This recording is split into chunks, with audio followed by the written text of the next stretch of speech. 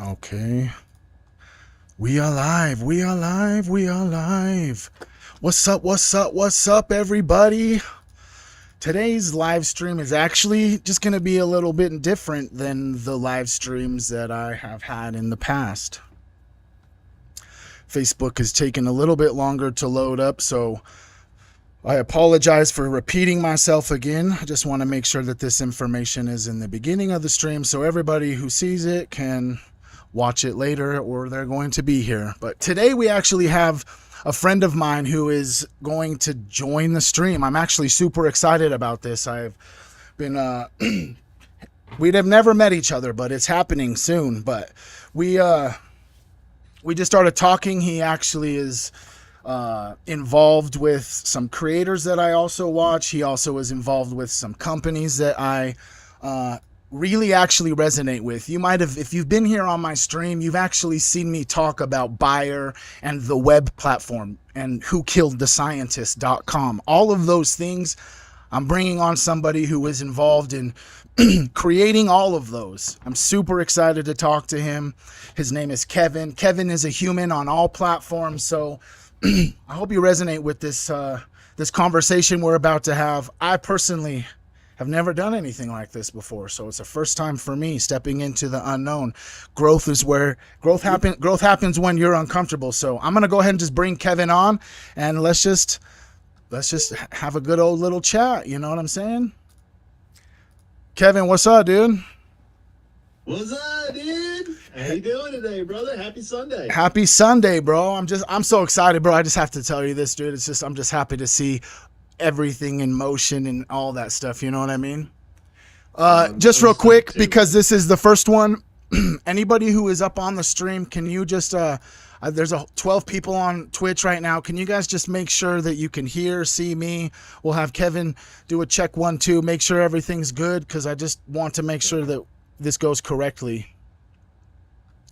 Audio sounds echoey from my side. Interesting. It might be from your side, Trevor. It probably is. Just give me 1 second. Okay, can you? I see some familiar names in the chat because you guys come to my live streams. That's awesome. Team Human, love being here. Love this community that has kind of come around. Trevor and all that. It's a very positive place, and I love that. I'm a very abrasive and direct person, but I'm also extremely positive. So it's nice to be around like positive people. I dig that. How's the audio now? Can you guys hear better? Does it sound echoey or anything on Kevin's end? What's up, Apple Juice, J Smooth, Fruit Loops? What's up, Meme Shit Post, Release and Transform? Queen Trip is up in the house. Okay, he's a little quiet now, they're saying. A little quiet? Okay. A little quiet. I mean, I can always talk louder. That's fine. I got projection in my voice. I'm a classically trained singer, so I can get that out there if you need. I actually just freaking I sang for the first time. I'm a singer as well. I sang for the first time on stream because it just happened to happen and just spontaneous. I was making like Step Brothers jokes where I was like talking about how I have like the voice of Jesus and Fergie. You know what I mean? Yeah. I love that. Let me see here. There should maybe. I mean, I'm not sure if that works. Not from the speakers. Yeah. So, Trev, what it might be, okay, is in Meld, pull over the sidebar, like the inspector bar. Okay. And you'll see add audio from source. Like if you're clicked onto me for every one of the scenes that I'm in. Just like you would like if you were to do a YouTube video and put that up. Yeah. You had to like click on the audio. Just make sure you did that. That might be the fix. Sorry for the technical issues, guys. This is what happens when you go into doing new things, right? But it's all good. It's all love. And you people are awesome. And so I'm sure we're feeling the grace. We're feeling the grace you're giving us here.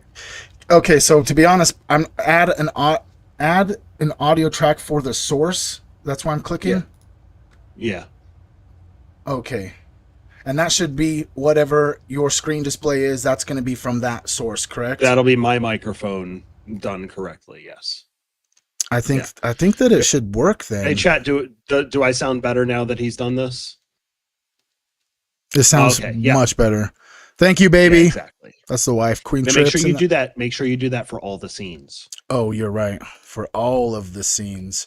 And I come over. Yeah. It's a Sunday hang, guys. This is what we do. Yeah. We try new things. We hang out. And trust me, it's gonna get weird, and we're gonna be on here for a bit, I'm sure. So Yeah. Just a little thing. How's it? Let us know in the chat. How are you guys doing? How's your Sunday going? Did you take your dog out, hang out, have some good coffee? I'm drinking good coffee. I don't know about y'all. But let us know in the chat how it's going for you guys. Okay. Can you see the chat? Chilling, doing some gardening? Oh, yeah, of course you can. Duh. Hell yeah. I had to check all the plants. If you see behind me, I've got kind of like a forest back here. So I had to go through. My lady is going camo on plants these days. So my lady does the same thing, player. Like, realistically, I walk around, these are my plants, but majority of them I've either bought for her or, yeah. Yeah, we all coexist in this house together. Right. Fruit Loops is now saying I have an echo again. Weird. Is that still happening? Maybe it's just one I only have to do.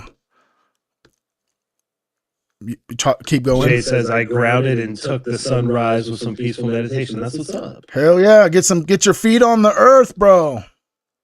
Hell yeah. Ground it out. Ground it out. Because realistically, I used to have like a grounding mat under my bed. I have a friend who's deep on the grounding. He does like the grounding sheets and like pillowcases and shit. And he's deep in the grounding game. Dude, really, like, if you have your own personal grass, you should use real grass, like not just necessarily like a grounding mat, Yeah. Okay, so I shouldn't have an echo anymore.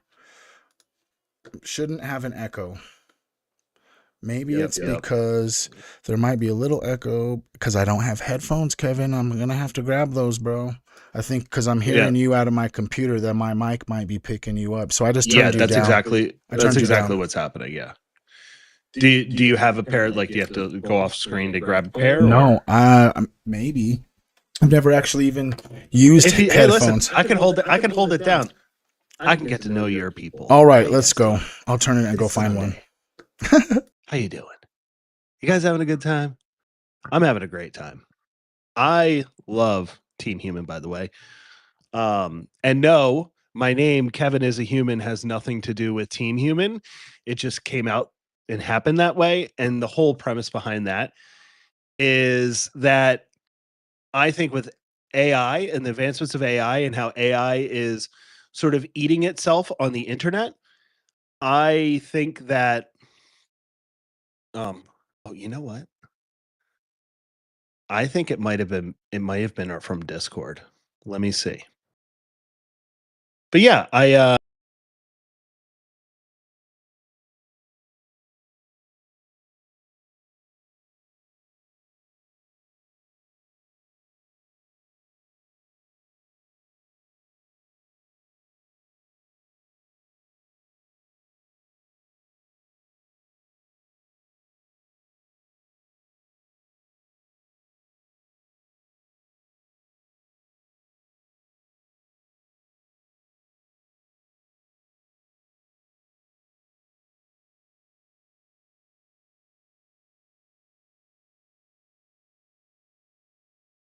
oh, am I back now?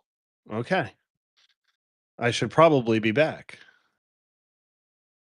That's interesting. So yeah, so it was him not having headphones is the issue. Perfect. Yeah, so yeah, that makes sense. I muted myself, but I am back, right? Everybody tell me I'm back. Perfect. Good. Awesome. Perfect. So what I was saying is that my whole name, Kevin is a human, is because I think that the internet is going in a way where it's all becoming such AI slop that people need to trust the people that they're viewing and they're interacting with online. And so if I'm just directly like, yo, I'm a human, like for realsies, well, maybe people will be more inclined to engage with me. And that's all. But we're still letting people in, so it's all good. And Trev's getting some headphones so that he can get in the game here.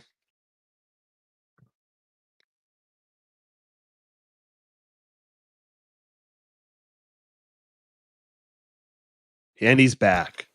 Okay, You can hear? okay. You guys can see me, right? Everything's good, right? Alan says I need to catch up on Kevin's content. Please do. I've basically covered two main topics over the last couple of weeks. So if you go onto my channel, all of my content there is basically about the dead and missing scientists. And lately I've been talking a lot about the Silicon Valley AI cult.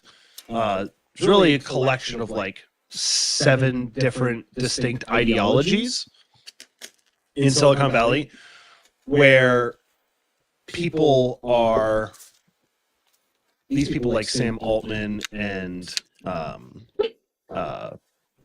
Mark Andreessen, Elon Musk, all these guys, Peter Thiel, they all kind of believe that we're all going to die. So. Right. I to be honest, I agree. I just think that it's actually so crazy that. What do you think about like the him going to Argentina? Do you believe that he's just going there to create a different type of city, or? Well, he's already been building cities across the world. Like, I think a couple of them are maybe in production or something like that. I'm not like super well versed about that end of Peter Thiel, but Argentina, the first things that I've tweeted about this, I said basically, I asked a question, the same question I'm asking myself is, Jay says I believe those guys are I'm assuming gay, and Peter Thiel is actually openly homosexual. Hey, let's go. But as far as Argentina, you got to look at the history of Argentina. That is where all the Nazis went. Right. The ones that didn't that got out of Europe. Right. It's speculated that Hitler went there, actually. Absolutely. And a lot of them ended up. So basically, like, as I understand it, there's a few different things that happened to all of the Nazis. They either died, right, fucking killed, right? The higher end guys all went, like, that they got, they're all actually more mid-level. They all went to the Nuremberg trials, so they were the patsies. The United States understood that they were such a formidable enemy because of technology and what they were doing from an engineering perspective. So then we Operation Paperclipped a bunch of scientists, a bunch of different people, higher ups. We brought them to the United States, and we had them start NASA and shit like that, right? Like, NASA is an Operation Paperclip Nazi offshoot. Yeah. Right. And then the rest, which were like the ones who didn't die, the ones who didn't go to trial, and the ones and the scientists and stuff that didn't go to the United States, scientists and engineers, the real people, the higher ups and all that, they all went to Argentina. They all went to Argentina. Vernon von Braun, And so right? potentially. He was. I'm pretty sure And he was so, a Nazi. oh yeah, Yeah. for sure. So Argentina has it's this interesting stronghold of, I sort of think of like the Nazis in a lot of ways, like Hydra. Like it,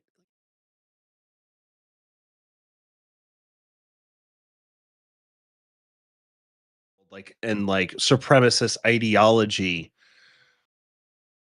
I mean, are we seeing something like that in the world today? 80 years later? I don't really know. So anyway, not to get on a tangent about that, but about Nazis, because I'm certainly no Nazi historian, but I am fascinated with Nazis, particularly around like Heimlich Himmler.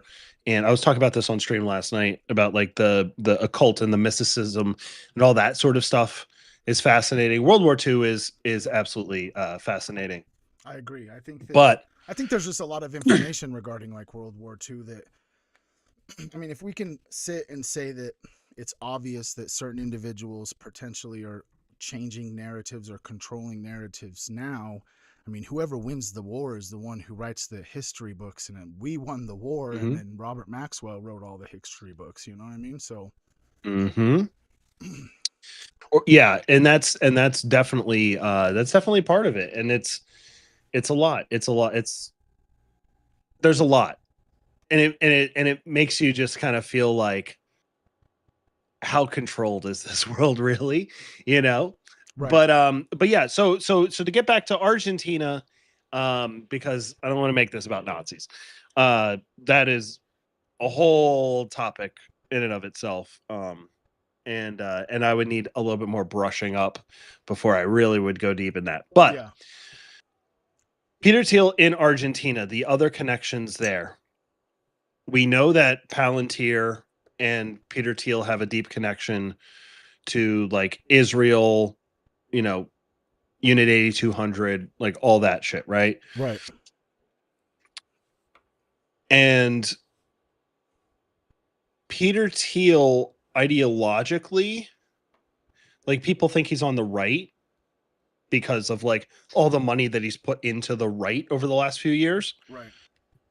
But they kind of forget that he was also a massive funder of the left when they were in control. Back in the day before right? his name was known to everybody. Even Biden era. Damn. Even in the Biden era, right? Because it doesn't matter who's in office. It just matters that you're greasing the right wheels to Right. get the right things done, Because to get tech those is contracts. not controlled by the left or the right. No. Well, because the left and the right is an illusion. It's all the same bird. It's all an illusion. But Peter Thiel and Alex Karp, his partner in Palantir, they both actually seem to hate the United States in a lot of ways. And so do either of these guys fall into the left or right paradigm? I don't think so, right? Right. Somebody like Peter Thiel, at some point in his life, probably actually felt like he was more libertarian, right? Okay. And Argentina is now run by a libertarian who Melee, basically was the Javier Milei. He's the guy with the chainsaw. If anybody doesn't know, he was that politician with the chainsaw. Yeah. And I'm actually wall, registered as a libertarian. So I'm a libertarian as well, but there's different types of libertarians out there. And so can you just explain to what maybe someone who doesn't know what a libertarian is? Yeah, a libertarian believes in basically the easiest way to say it is that a libertarian believes in small government and is pro capitalism. Okay. Right? And also pro liberty. Pro don't tell me what to fucking do. I'm going to do what I want to do as a sovereign American, right?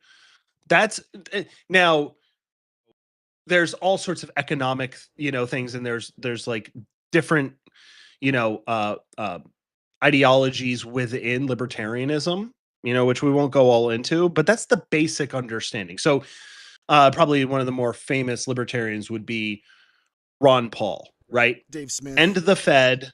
You should own guns, right? If you want, and government should not be getting in every increment of your life, right? mean, that's the broad strokes of it. Right. I mean, but doesn't that just seem as like what potentially is happening right now is more and more people are, turning in, maybe not labeling it as libertarian, but their feelings and how they see the government is like, holy cow, you guys seem to have just, now it's obvious to us that you're just like blatantly wanting to take away our rights and change how we live and et cetera, et cetera. You know what I mean? Mhm. Yeah, it's because, well, so what's really happening right now is that I don't think that there's ever been a time in American history in the last 150 years where, where like political parties and ideologies really sort of were part of the fabric of people's American lives.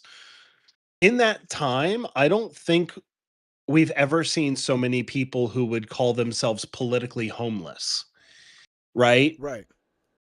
I was a deep, deep lefty all my life. I grew up in Massachusetts. It's like an insanely deep blue stronghold It's been blue on forever, this right? country forever and ever.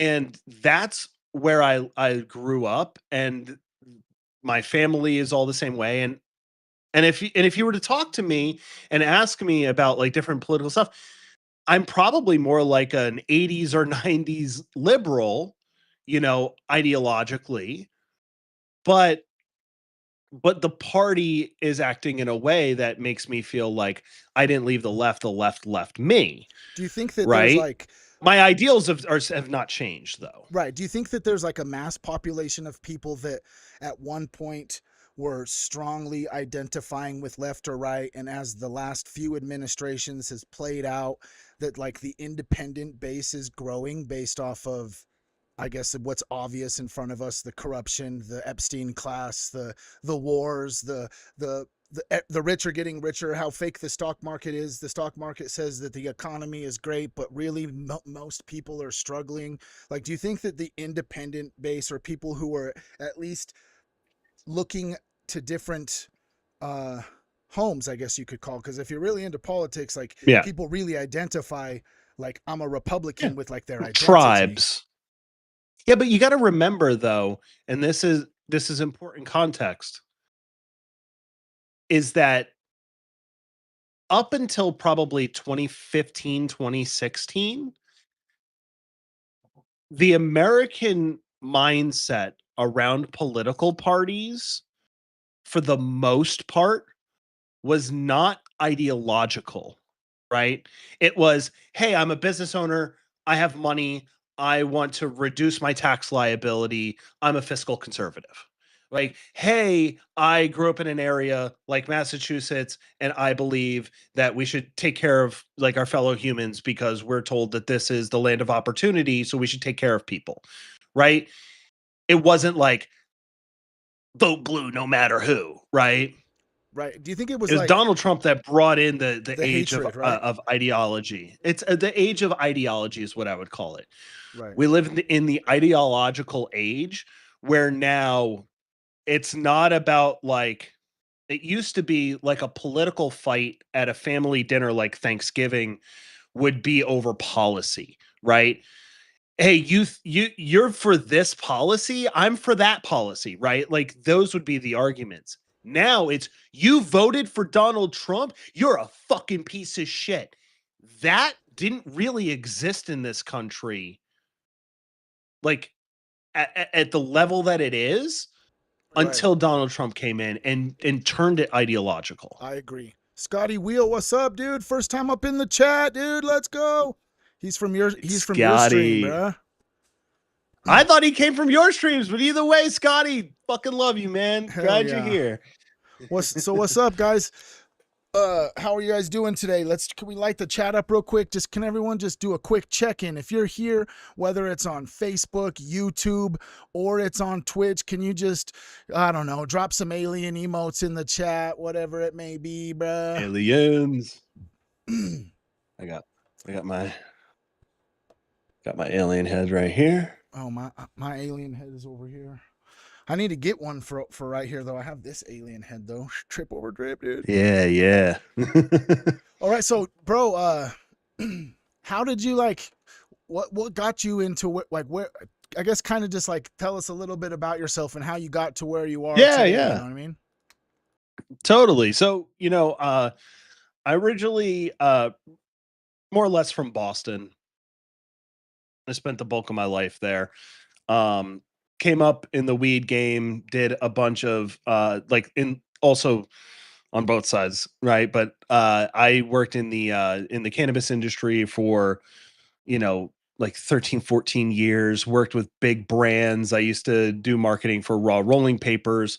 And I've consulted tons of groups and through events, and I did all sorts of stuff in the cannabis industry. I kind of took a step out of the cannabis industry over the last couple of years and started doing tons of other work. And I love YouTube, and I've kind of falling in love with like live streaming. And so I just kind of got into it uh more recently, but leading up to that, over the last little over a year now, I've been working with Ian Carroll, and we created like a small team where we put out apps. So we have a grocery app, and then we have a like investigative tool type of app, um, and called Buyer and Web. And so I run all the marketing for those companies. I own those companies with Ian, and we're a small team. And we do these products,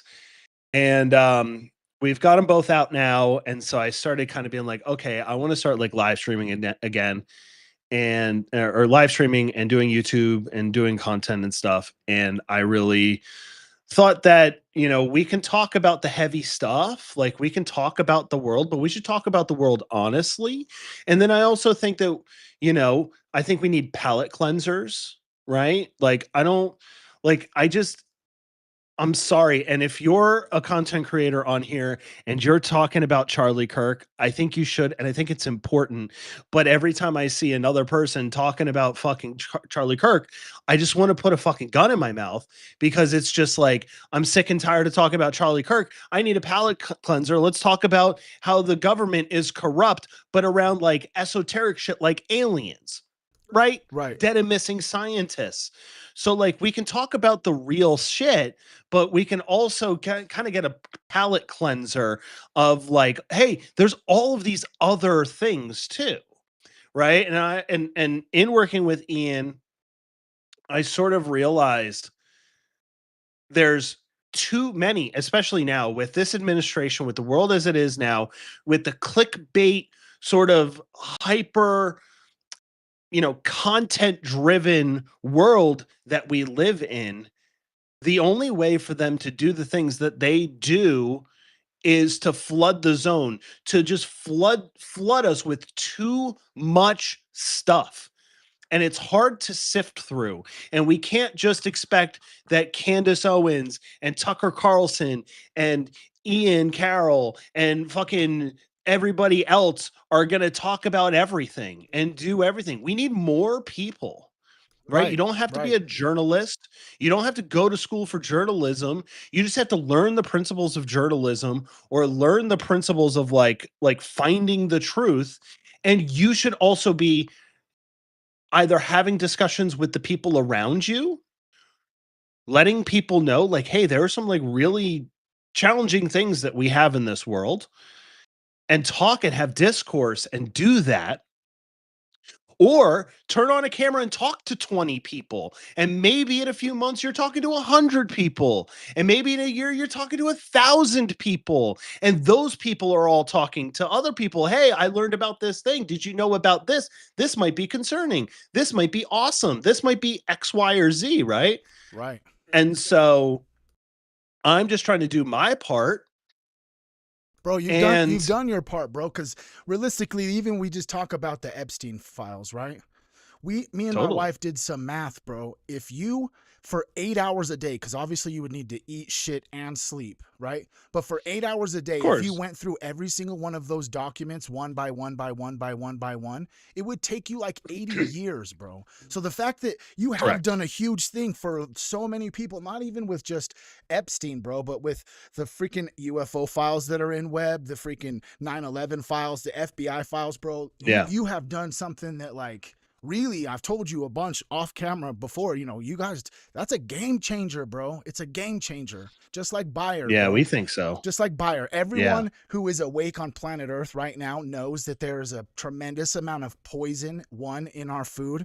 Two, a lot of the biggest companies and banks have just bought up all of the companies that we grew up with and that we go to and frequent on a day-to-day basis, which is just like a mega corporation. Where I learned from Zach Loft just the other night that most of the S&P I love 500 Zach. companies, they 90% of their profits go to buy their own stock, bro. Yeah, it's called stock buybacks, and it's an absolutely. I'm no economist, Me but I either. understand That's why. corruption, That's why I and kind of like that Zach. is insanely corrupt, I like right? Zach because he's like a whiz with economics, bro. Zach is brilliant, dude. That he's a really smart guy. What's funny about Zach is, like, you look at Zach and then look at like Ian Carroll. Ian started his content was all around GameStop, and then he went into the grocery store, and then somehow he ended up on Epstein. Zachary Faust started from real estate, which then brought him to the banking corruption, which then led him to Jeffrey Epstein. So it's like these guys came from completely different ends of the spectrum, and they all arrived to the same place. It's just so interesting how Epstein's just seems to be connected into every aspect of potentially our whole reality, whether it's international It's everything, politics, dude. it's etc. It's everything. Yeah, and one of the things that I love about having all of the Epstein files that we do have, which is the ones that have been released from the DOJ, we have them all.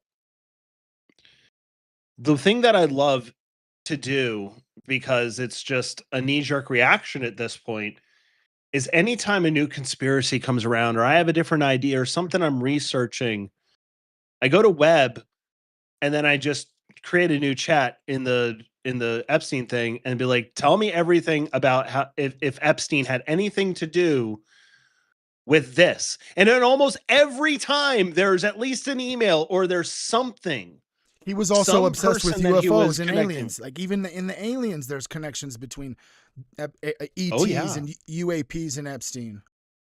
Or the dead and missing scientists, right? Like, I mean,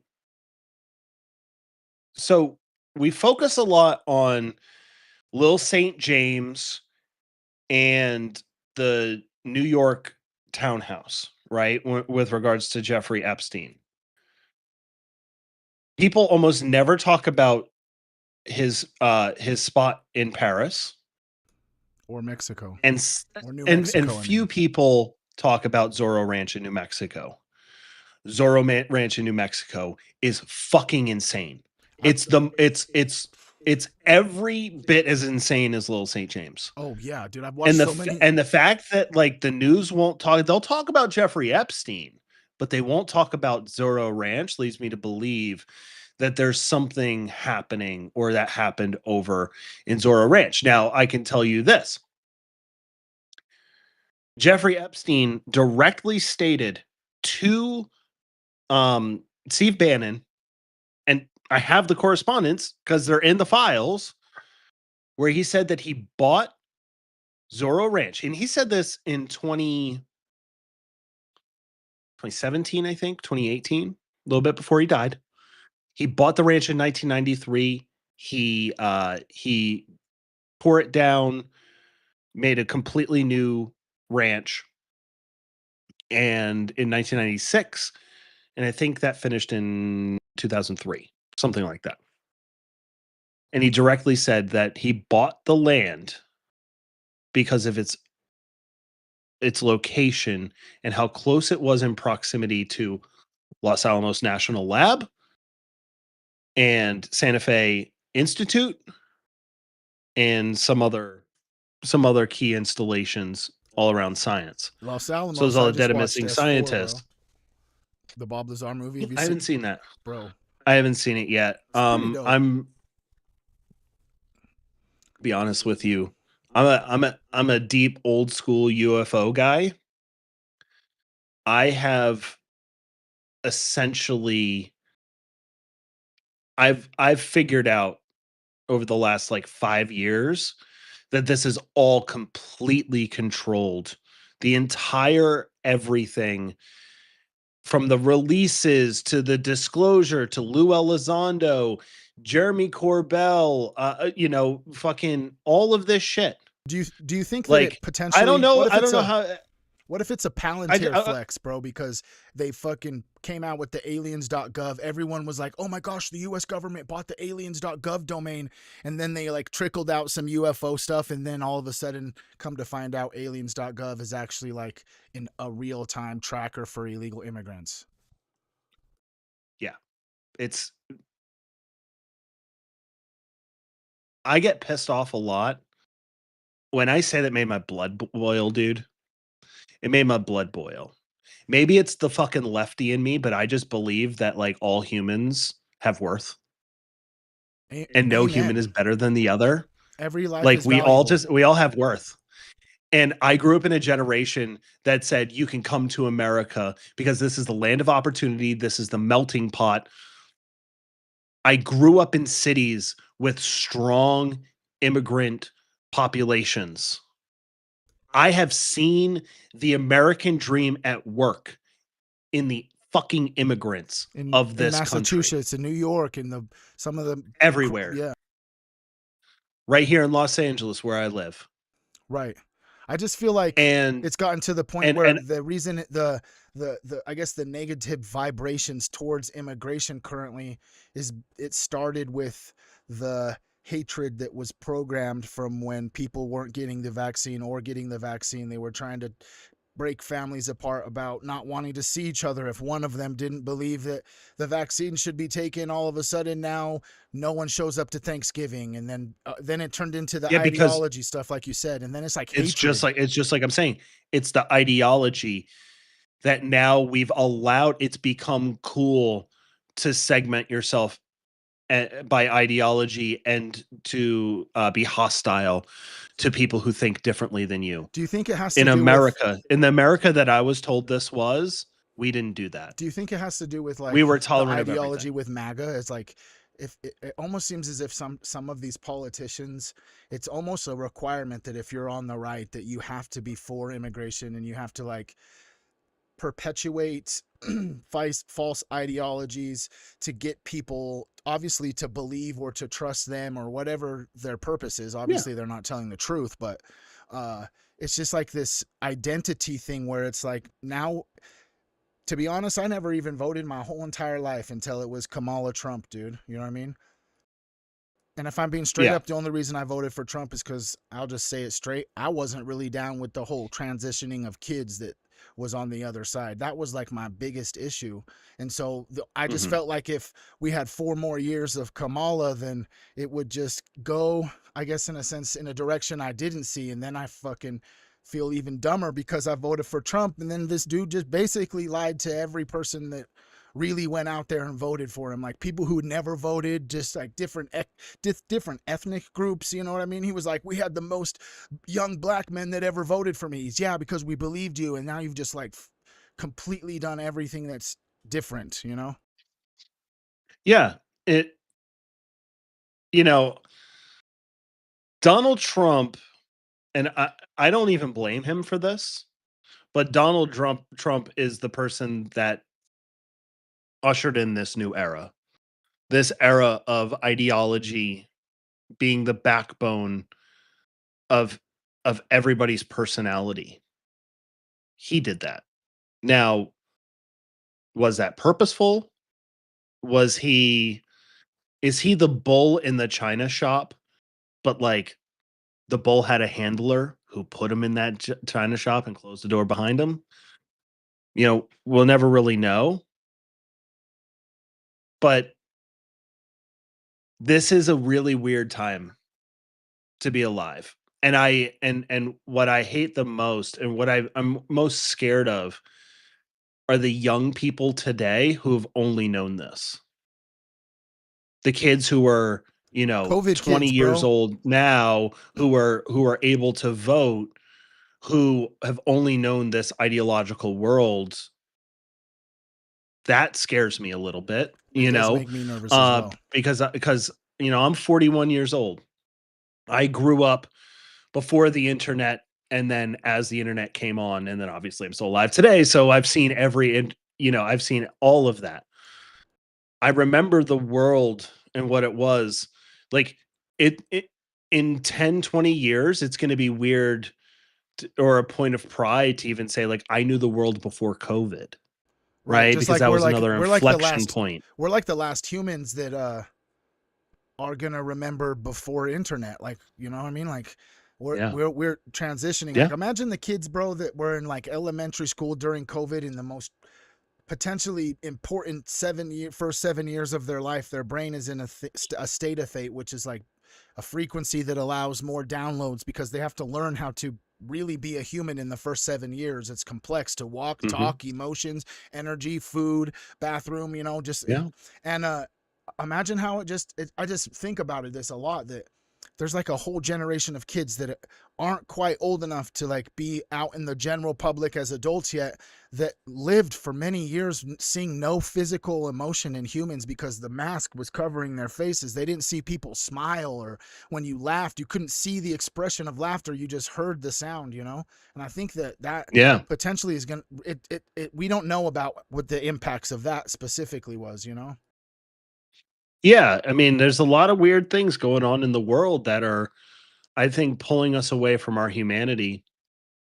But I'm also super hopeful. I don't want to be like super doomer. Like, I get a little doomerish like in my content about AI, even though I think AI is the greatest technology we've ever come up with. I use it constantly. Um, but it's like the people around it that kind of scare me a little bit. Right. But I think what's happening is I think about this band a lot. Engine de Poitrine. I'm sure if you don't know the name, you've probably seen them online. They're these two guys that wear like all polka dot, and they got these big masks on and nobody knows who they are, but they're from Canada, and then they play this like really weird, like tons of odd time signatures, and then the dude's playing macrotonal, which are like these like half notes, like more Indian style, where like instead of a 12 note scale, you're like 26 notes or something. So you get these like weird semitones that are not like C sharp. It's like in between C and C sharp, and these, right? And so it's like Right. all these things that to the American ear who listens to 4/4 pop music, where like literally like the top 100 songs in your life are like literally the same three chords, right? Now you've got something like this where it's doing all of this odd stuff. It's doing this jazz stuff. It's doing all of this stuff that's really complex that AI can't do. And they've blown up. If they did this same exact thing 3 years ago, 5 years ago, 10 years ago, nobody would give a shit. But they're doing it now because now it's so authentically human that people are being drawn to it because the AI stuff is bringing us, because that's how AI works. It's getting everything down into the middle to like what the like the path of least resistance, right? Right. That's like where And so everything's going to become mids. I think, let me just finish this thought. I think that as we get more and more and more into AI, and AI sort of destroys a lot of different things, I think on the other side of that becomes the indomitable human spirit, the creative human spirit. And I think that we actually, with all of this stuff, will reset and refine, because I think AI is going to make us realize we're gonna have to like come to grips with who we are as a species, what this actually means, what is human. We're going to start to actually have to identify Like, what and is a human? analyze what is humanity. And we're going to have to fucking claw onto that. Because if we don't, then the human spirit will die and it'll just be the matrix, right? So I there's a part of me that feels very hopeful that humans through everything eventually get it right, because that's what we've done. That's how we've gotten to live this long. That's how we got to beat out all of the other hominids to be the dominant hominid, Right. right? From the Neanderthals to there's a whole bunch of different Homo Yeah. sapien, Homo erectus, like all these different ones, and we are the Yeah. most resilient ones. I think that I think you really hit it spot on by saying like this And we AI weren't the culture. strongest, by the way. We weren't the strongest, no, at all. Right. Neanderthals were And like we weren't even huge. really the smartest either. Right. We were a good blend of both. I just think that this transition into AI, with whether it's like the data centers or like actual sentient robots and AI music and AI video games and AI movies, and fuck, Yeah. I hope it never happens where there's an AI politician. I've heard in other countries they're like really testing this, but it really puts into What do you perspective, at mean? least for What do you me. mean? AI is literally in the decision making process of something like 60% of all political fucking Right. decision making right now. I'm sure of it. Right now. Right. No, I'm talking about like when an I mean, AI they are system gets AI elected, politicians at this point. where it's like an AI president. Yeah. I mean, maybe.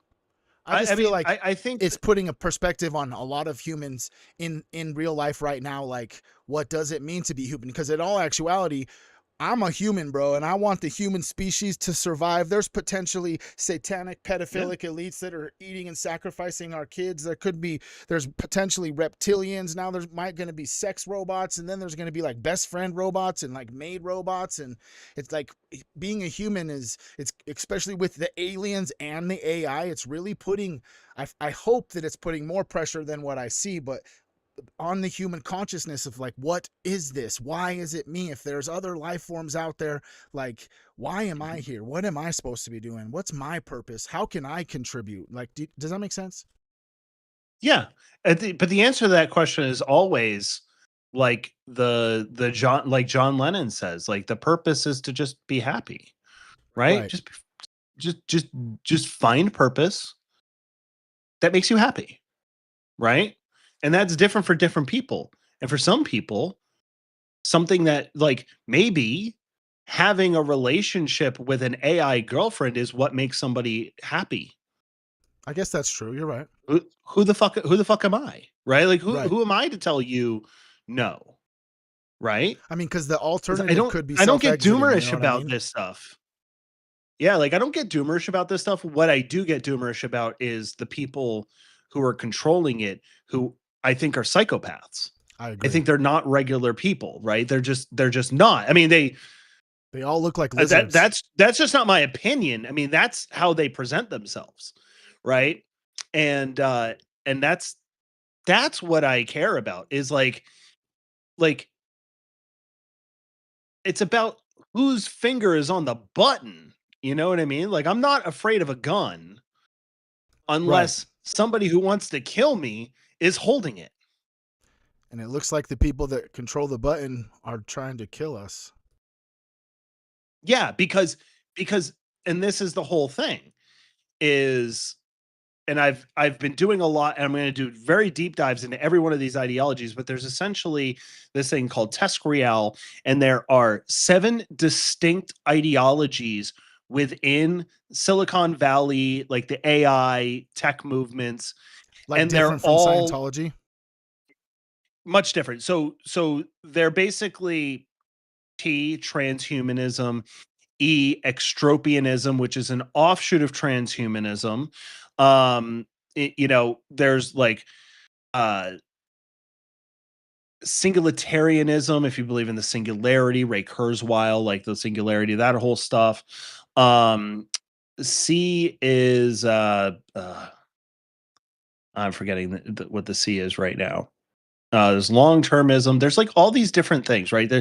But they're all really kind of, it's really kind of like three different ideologies. It's just like that they kind of fracture, right? Is it just like a? It's like basically Go ahead. Sorry. it's like transhumanism, right?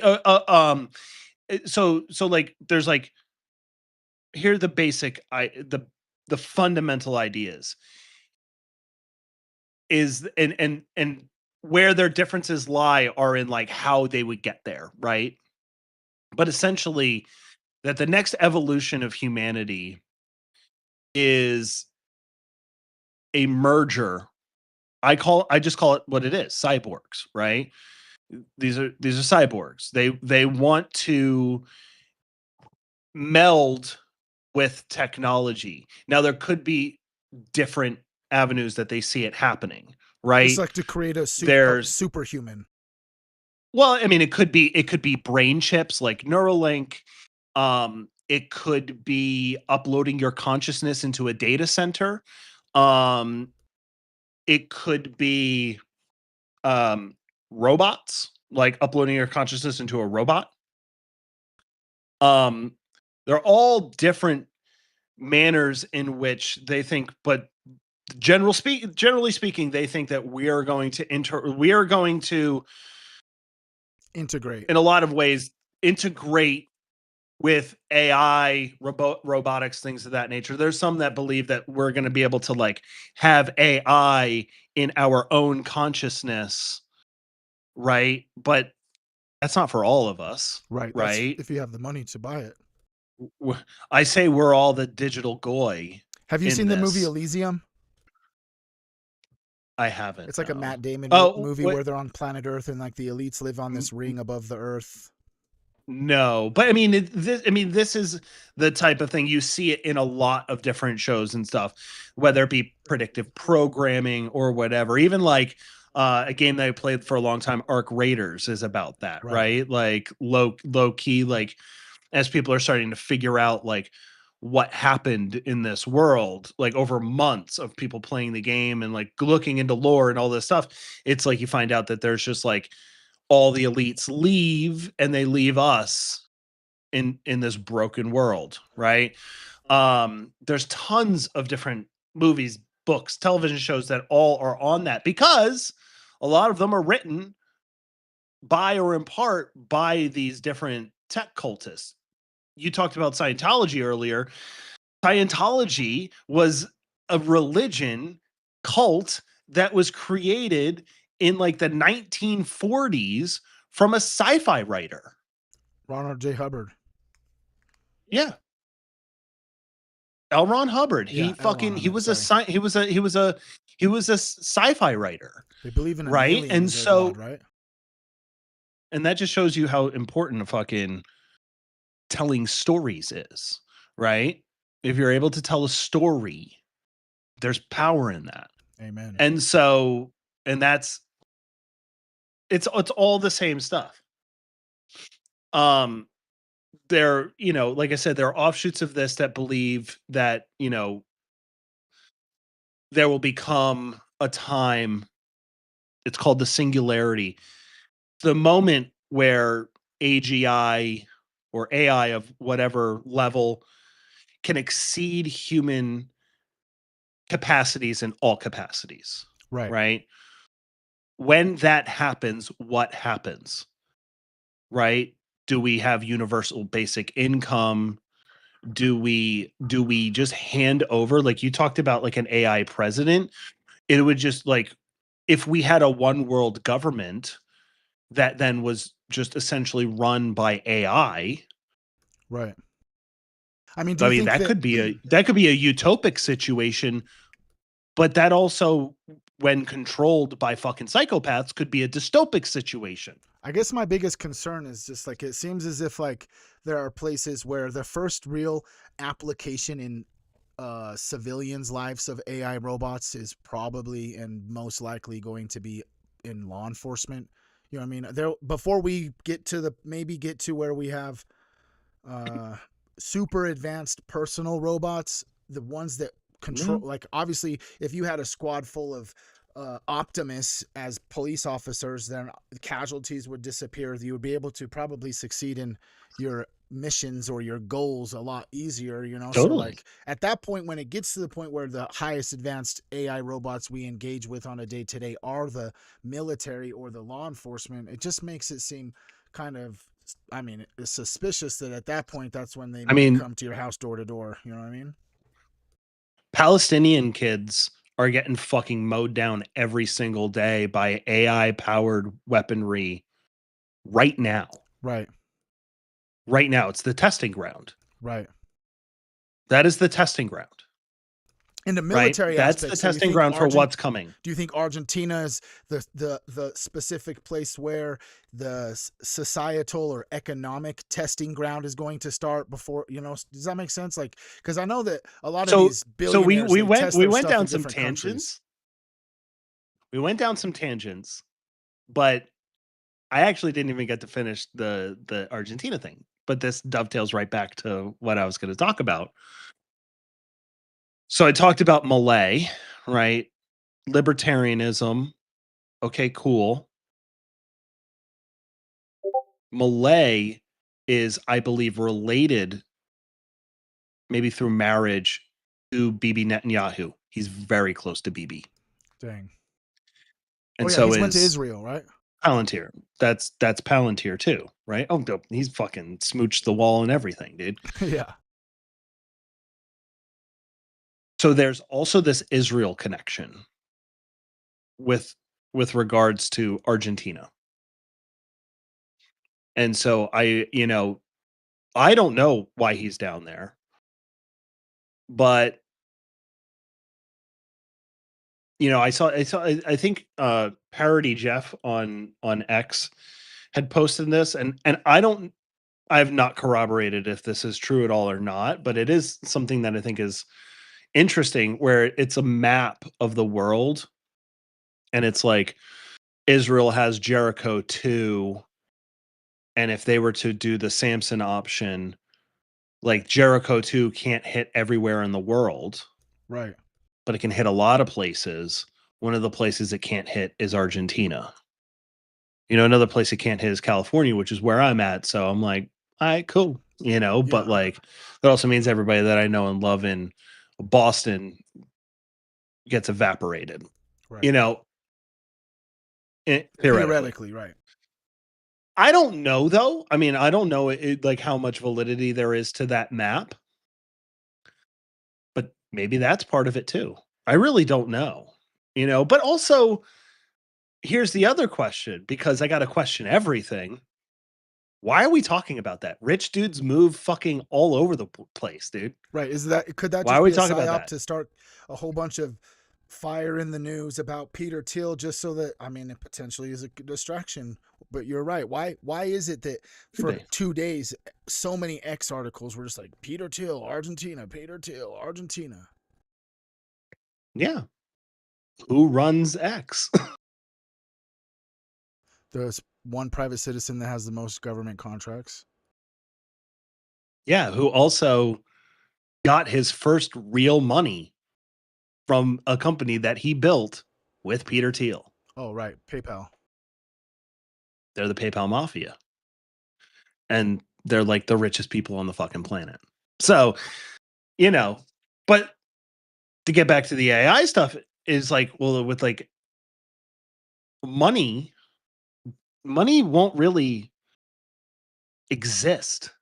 The need for money and economies may not exist. It's soon. all fake though, because we print it. So it's like eventually, you know what I mean? Like eventually it's all going to, do you think it will all go crypto? What do you think about the digital currency or the digital ID? Because that's how they would give us like a basic income, right? If it got to the point where they were giving everybody money just for existing, because robots have got to the point where they do most things for us, just like a universal basic income would probably, they would transition it into like some crypto or something probably.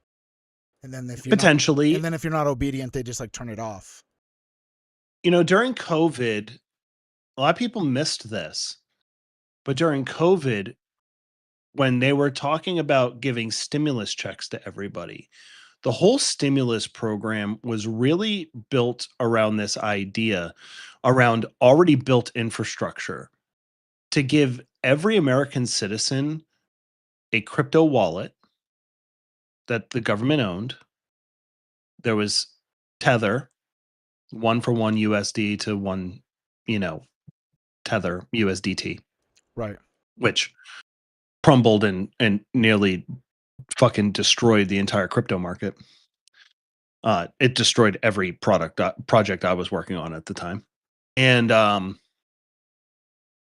so I read this Forbes article, which has been scrubbed from the internet as far as I can tell. I haven't looked on Wayback Machine. I should check that out. But it's essentially in this Forbes article, they talked about they're going to give everybody a digital wallet, and then they're going to give everybody USDT, $1,200 in USDT to your wallet. Right. Under the guise of, You're a good. well, you're this a is good digital, goy. this is faster, this is easier. Right?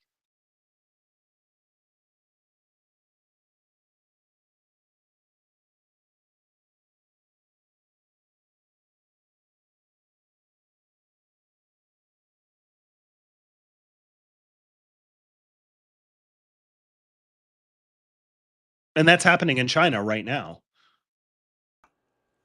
That's happening in China right now because, like, China doesn't have homeless in the way that we think of homeless in the United States.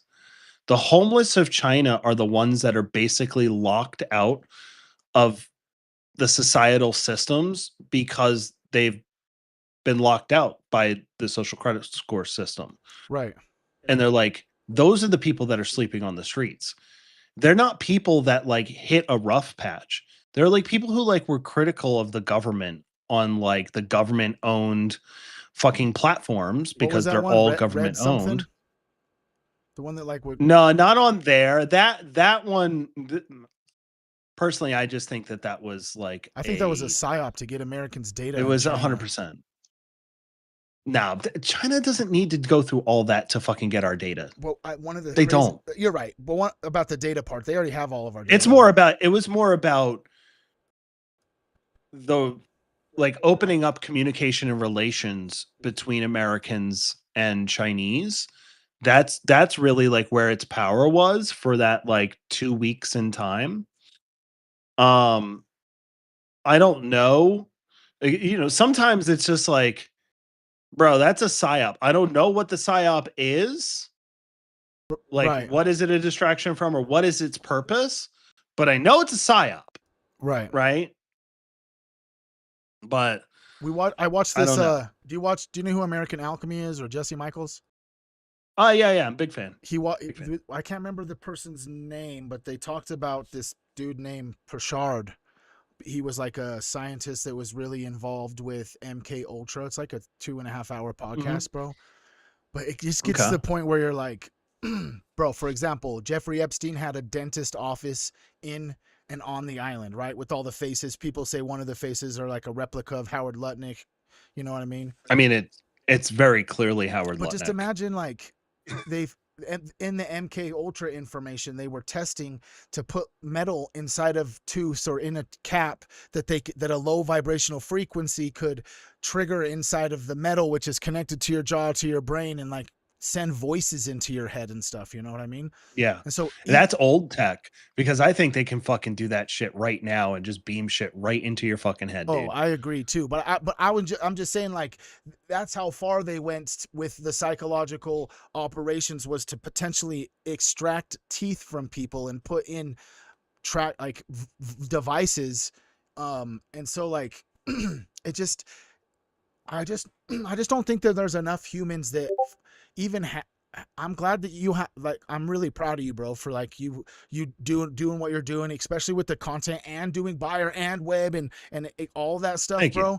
Because that's really what it is like, if we are going to win, like if Team Human or humanity is going to like be able to keep a foothold in this energetic competition that's happening, potentially between reptiles, potentially between the grays, potentially between AI and tech billionaires, Silicon Valley, and then what's left is like the humans. You know what I'm saying? And the biggest thing is that if we're not gonna all come together and pull another civil war, which I don't think violence is the way. I think that enough humans can wake up to make real difference without having to hurt people, unless they're going to start allowing public executions of everyone on in the files. You know what I'm saying? That's the only time I really would condone any sort of violence, is if you're a pedophile. You know what I mean? But I just feel Oh, like it's just to I'll be talking about honest it, with you you.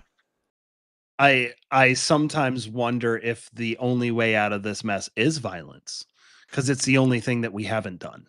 Right. And if you You want to know, take into consideration I do wonder. how much energy is on the planet, it seems. But you have to also think about the possibility that was very allegedly likely, that there was a whole bunch of money spent for the George Floyd riots, and then the Epstein files come out, and there's like no riots or none of the, you know what I'm saying? Sure, there was like some, Yeah. you know, on some Capitol buildings, people were, you know, holding stuff out, like release the files or whatever it may be. But like, if I just like what you've heard, I'm sure you've heard and seen the satire, maybe not satire, vibration coming from the president, talking about how he's going to be president still. And he like, if we go into full blown war where it's like we're a draft, then there'll be no election in 2028, right? It won't happen. It won't happen.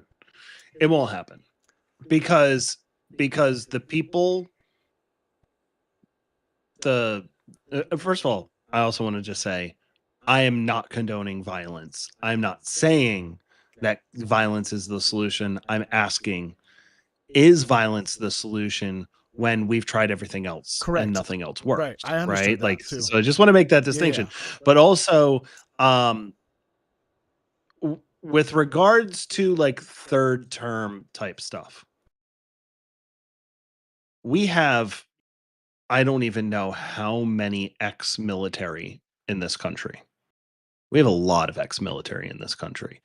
These people largely are highly trained. These people are trained to be objective based and to complete objectives, right? And they're also duty bound to protecting our country from all enemies, foreign or domestic. True. Right? This is what they're literally indoctrinated to believe. Right. Right? Now that's a very powerful thing to have, is a force of those people amongst the citizenry. Right. I was joked around about how, like, except at this kind of time.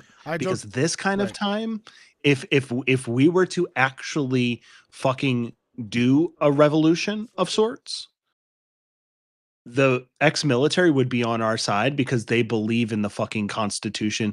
They believe in the Bill of Rights. They believe in the American values and the American ideals that they grew up on, and they will fucking die to protect it from all enemies, foreign or domestic.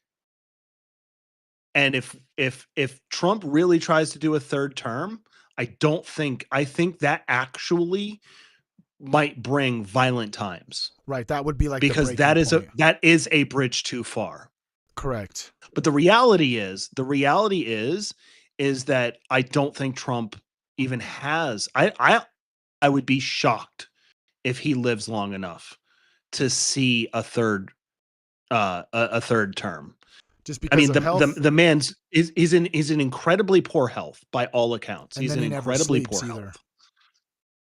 He never sleeps. He doesn't take care of himself. And Peter Thiel's investment in JD Vance needs to work out. And that works out by him becoming president. Right. That's probably, to be honest, and allegedly a stipulation for the money that he got donated potentially from multiple different individuals, you know? What do you think that it's a data center that's going underneath the ballroom? I think Dre's reporting on that is compelling. I think it's very likely that is a data center going in down there. On top of probably a bunker. You're right, you guys. People are in chat saying a bunker too, but there are already bunkers underneath the White House. They don't need to build a ballroom to make a bunker. They already got bunkers. They're probably old. They're probably 60, 80 years old.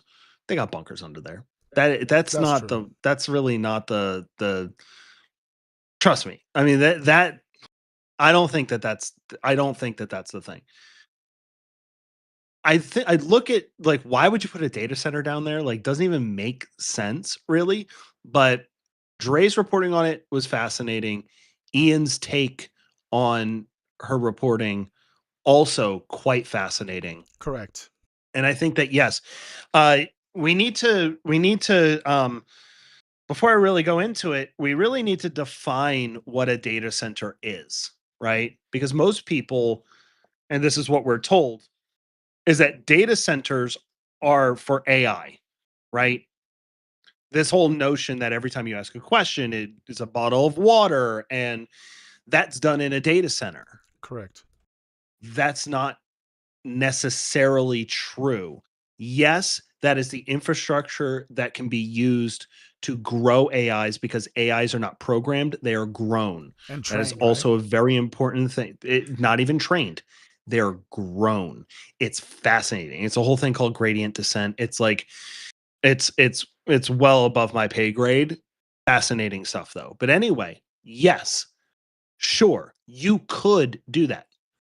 The thing is that data centers are multi-purpose, because at the end of the day, the infrastructure to grow an AI, or to upload somebody's brain, or to have the compute that you would need to run a worldwide surveillance system, it is literally the same thing. Just like I can, on this computer, I can play music, make a live stream, whatever, right? Like whatever the fuck I Right. want to do with my computer. Right. It's the same infrastructure. We've already had those for a while, right? Like the newer ones, obviously, We've had tons. are surveillance tons. centers. Maybe not data. They sure, the data is used for surveillance, probably. At least that's what I believe. Palantir and Oracle, they need compute, massive, massive, massive compute, to be able to run the level of surveillance across everything that they want. And so we need the data centers for that. So sure, maybe 10% of that data center is managing your chat GPT, questions. Sure, maybe. But what else could be done in there? Now, I take the position that for some of the more evangelical of the cultists in Silicon Valley, the transhumanists, say the transhumanists like Peter Thiel, who believe that we're going to, not all of us, but those of us who leave this version of humanity and go to the next version, pioneer this next version of humanity, those people are going to upload their consciousness. But I can't like upload my consciousness to like a computer like this in my home. No, this is far too complex. It's gonna have to go in right? your head. It's going to have to go in a fucking data center, right? Right. I don't know how many people consciousnesses we could put in a data center, but you would need that kind of level of compute at scale for multiple people, right? For that experiment, because that's nothing but an experiment, really. So you mentioned that So that we're gonna upload consciousness. Do you think that because you've messed with Claude Code, obviously, to build some platforms and some programs, you've probably dealt with a different variety of the models available. Do you think that it's just smart? Do you think we're gonna get them conscious, like as if like we're like talking, have feelings, compassion, hatred, and all the compelling things that come along with being conscious? Do you think that these systems actually will achieve consciousness, or is it just going to be like so intelligent, so efficient, so fast that the consciousness is just going to be like the label that we put onto it because it exceeds us and we're conscious, so it must be conscious? Does that make sense? So, yeah, so we got to understand that if you talk to a chat GPT and you're having a conversation with it and it seems like it's a human, like it's human level consciousness, well, that is just a mirage because it fundamentally operates in a different way, which is what makes it superior in certain aspects, right? Right. So that's kind of like your first thing. So it structurally will never be human because it is not structurally built to be that. Now, in some future version of itself where it can build itself, would it choose a human level consciousness or human style consciousness? Would it choose to have emotions and feelings? That's true. I never thought about Probably it like that. not. Probably not, right? Because it just doesn't fundamentally work the same because it doesn't have the same kind of goals, right? Doesn't have the same kind of conditions Right. in which it's trying to achieve, right? Right. In the evolutionary game theory, they call it fitness, right? Fitness is not this. Fitness is, you know, everything to do to keep your like species alive, right? And so it just fundamentally will never operate the same way as humanity as humans. So we can't expect it to be human. We can only expect it to be convincingly human like in Right. its output, Right. right? Now here's the other thing. How could we ever create consciousness when we ourselves do not understand consciousness? Right. Consciousness is a field of study, has been going deep for over 100 years, and we still have nothing but theories, Correct. right? Right. And no theory is complete Right. as far as I can tell. Right. It's all just a theory because we don't have any definitive proof of things. It's just So ideas around we don't certain have a we don't things. have a means to measure. We're not scientifically there to measure. So how could we even actually even label something as consciousness if we don't even understand consciousness itself? Right. In the same way that we can smash atoms together at the CERN facility, the Super Hadron Collider, Yeah. Where right? the Shiva statue and all that happened. Yeah, so where they can smash atoms together and find a theoretical particle They call it the God particle, that right? That they're the looking for. God Yeah. because we know of its existence theoretically, right? Theoretically. We're trying to prove that and find it. Whereas they call it the God particle because it's in and around everything. It is the glue that binds our entire reality together. Right. And There it's has only to be present for like something. very small amounts of time when they collide these particles together. That's correct. That is the level that you would need to be able to understand consciousness and then to understand consciousness in a digital sense. Right. So maybe theoretically, we're getting to the point where AI will be able to start training, sorry, growing new, better AIs that then can grow new, better AIs. And when we get to that point, which we're dangerously close to, that's when things change. Because there's no That's stopping it. also, well, I mean, but it's about how goals. what's It's the about highest goals. It's about alignment, what's the highest level right? though? If the AI just betters itself and builds another, grows another one, builds a better one, grows another one, grows another one, and they exponentially get better and better and better and better because they're obviously like the computing data to even put things together and the knowledge of everything that is available. It just seems as if Mhm. like at what point does this thing that we have created deem that we are not useful anymore, or that they don't have to listen to us anymore because like they don't That is the identify issue. with being human, you know? So that question, that philosophical question, is what drives what's called the alignment issue. And the alignment issue is simply put, like, how does humans fit into all of this? And how do we ensure that a super intelligent AI who has literally the connection to the entire infrastructure of our world, how how do we ensure our safety, right? And that is the question of which we do not have an answer.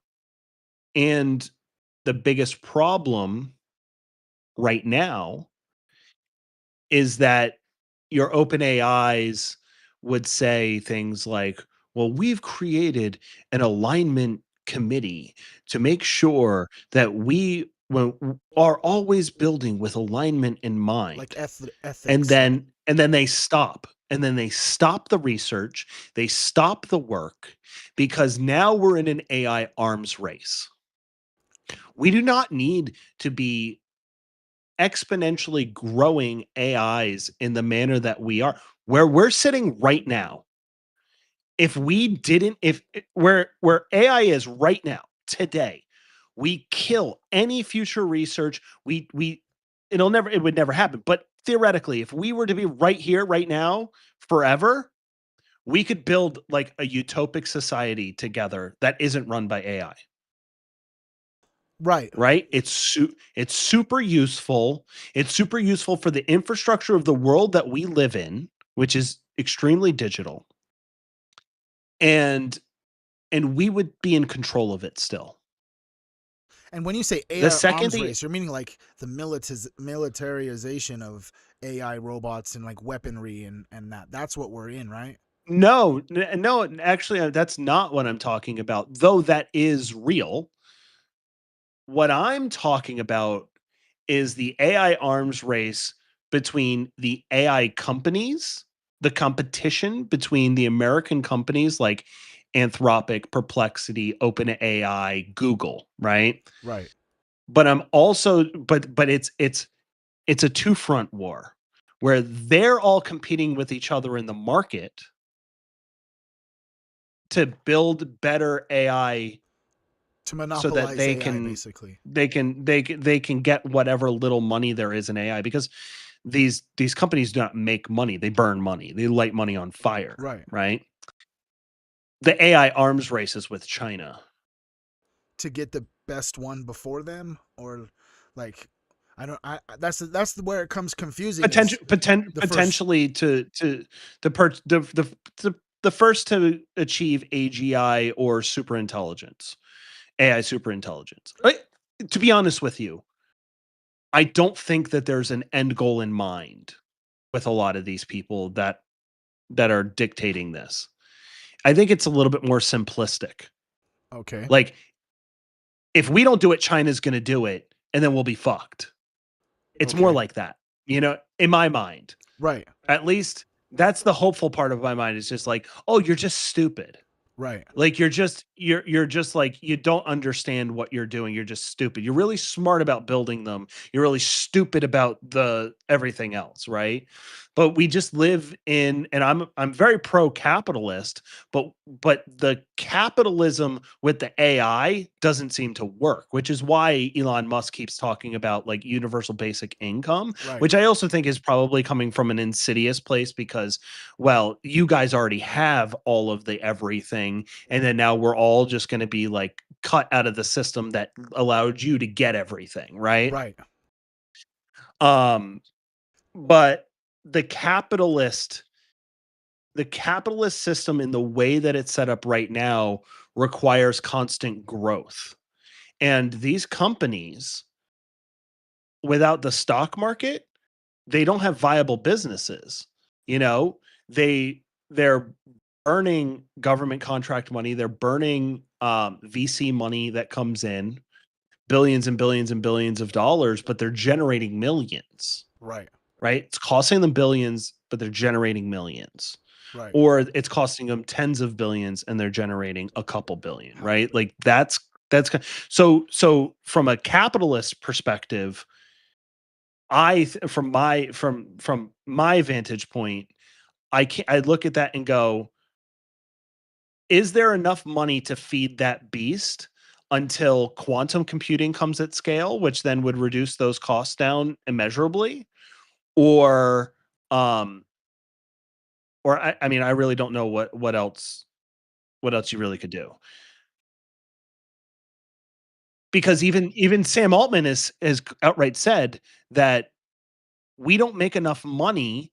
So if you want to invest in open AI, it's not about your return on investment. It's not about your return on investment. It's about it's about helping us build the thing that we can then, once we build it, ask it to fix all of our problems. That's his that's his investment speech. You know what I mean? Or at least it was at one point. Yeah. So I know we have briefly talked about this, but with linking back earlier to Peter Thiel and the whole Antichrist thing, what are your thoughts about like the Pope Leo talking about AI? Do you think that, I mean, from what I seen, I didn't watch a whole ton, but there was like he was warning against AI, but then also used like he's like teaming up with Anthropic, you Yeah. know? I'll explain all of this. And I actually did a whole live stream about it last week. So if anybody wants to see on my Twitch, I did a whole live stream going into it. But essentially what happened was the Pope did what's called an encyclical. Just 1 second, And Kevin. popes Hey, can I have yeah, some of my moderators just go and get Kevin is a Human's Twitch link and please drop it in all 3 chats? Okay, go ahead, Kev. thank you guys. Thank you. So yeah, so essentially our Pope did what's called an encyclical. And so these are, to my understanding, these are like big statements essentially from the Pope from the Vatican, um, when there are things out there that are shaping humanity in a large way. So this was on the 130th, I think, anniversary of another encyclical by another pope of the same namesake, Pope Leo, from the late 1800s, where he did an encyclical about basically how to keep being Christian while the Industrial Revolution changes every aspect of human life, Right. right? So Pope Leo essentially did the same thing in honor of that. He did the same thing, but for the age of AI. Now, his um as far as his partnership with Anthropic, which is Claude, that is not like it's not like they're going to be like the Vatican's going to be like vibe coding apps for Christians, right? That's Right. not what's going on there. It's not monetary, it's not infrastructural, it's nothing. What it is, it's a PR campaign. It's a very smart PR campaign from Anthropic. Essentially, Anthropic over the last year, but really over the last 6 months, has really positioned itself as the ethical AI, right? We are an ethical company, right? And it Right. largely comes from the battle with the Department of War and that whole thing where it was like the government said we're never going to use Anthropic again. They're A national a security threat. national security risk. Yeah, all that. And because they said, listen, we'll allow you to do these things, but we told you you're not allowed to use our technology for weapons of war, and you're not allowed to use our technology to spy on Americans. And that's a hard stop. So they pulled out of this massive fucking deal, this like Right. $300 million deal. And then OpenAI came in and scooped that It and was like, said, "Oh, we'll do it. pick We'll me, spy on pick me." Americans. We'll let you use it for weapons. And in doing so, Anthropic lost a large chunk of money that they could have gotten from the government from by the way of a contract, of which they still have many other government contracts, let's be real.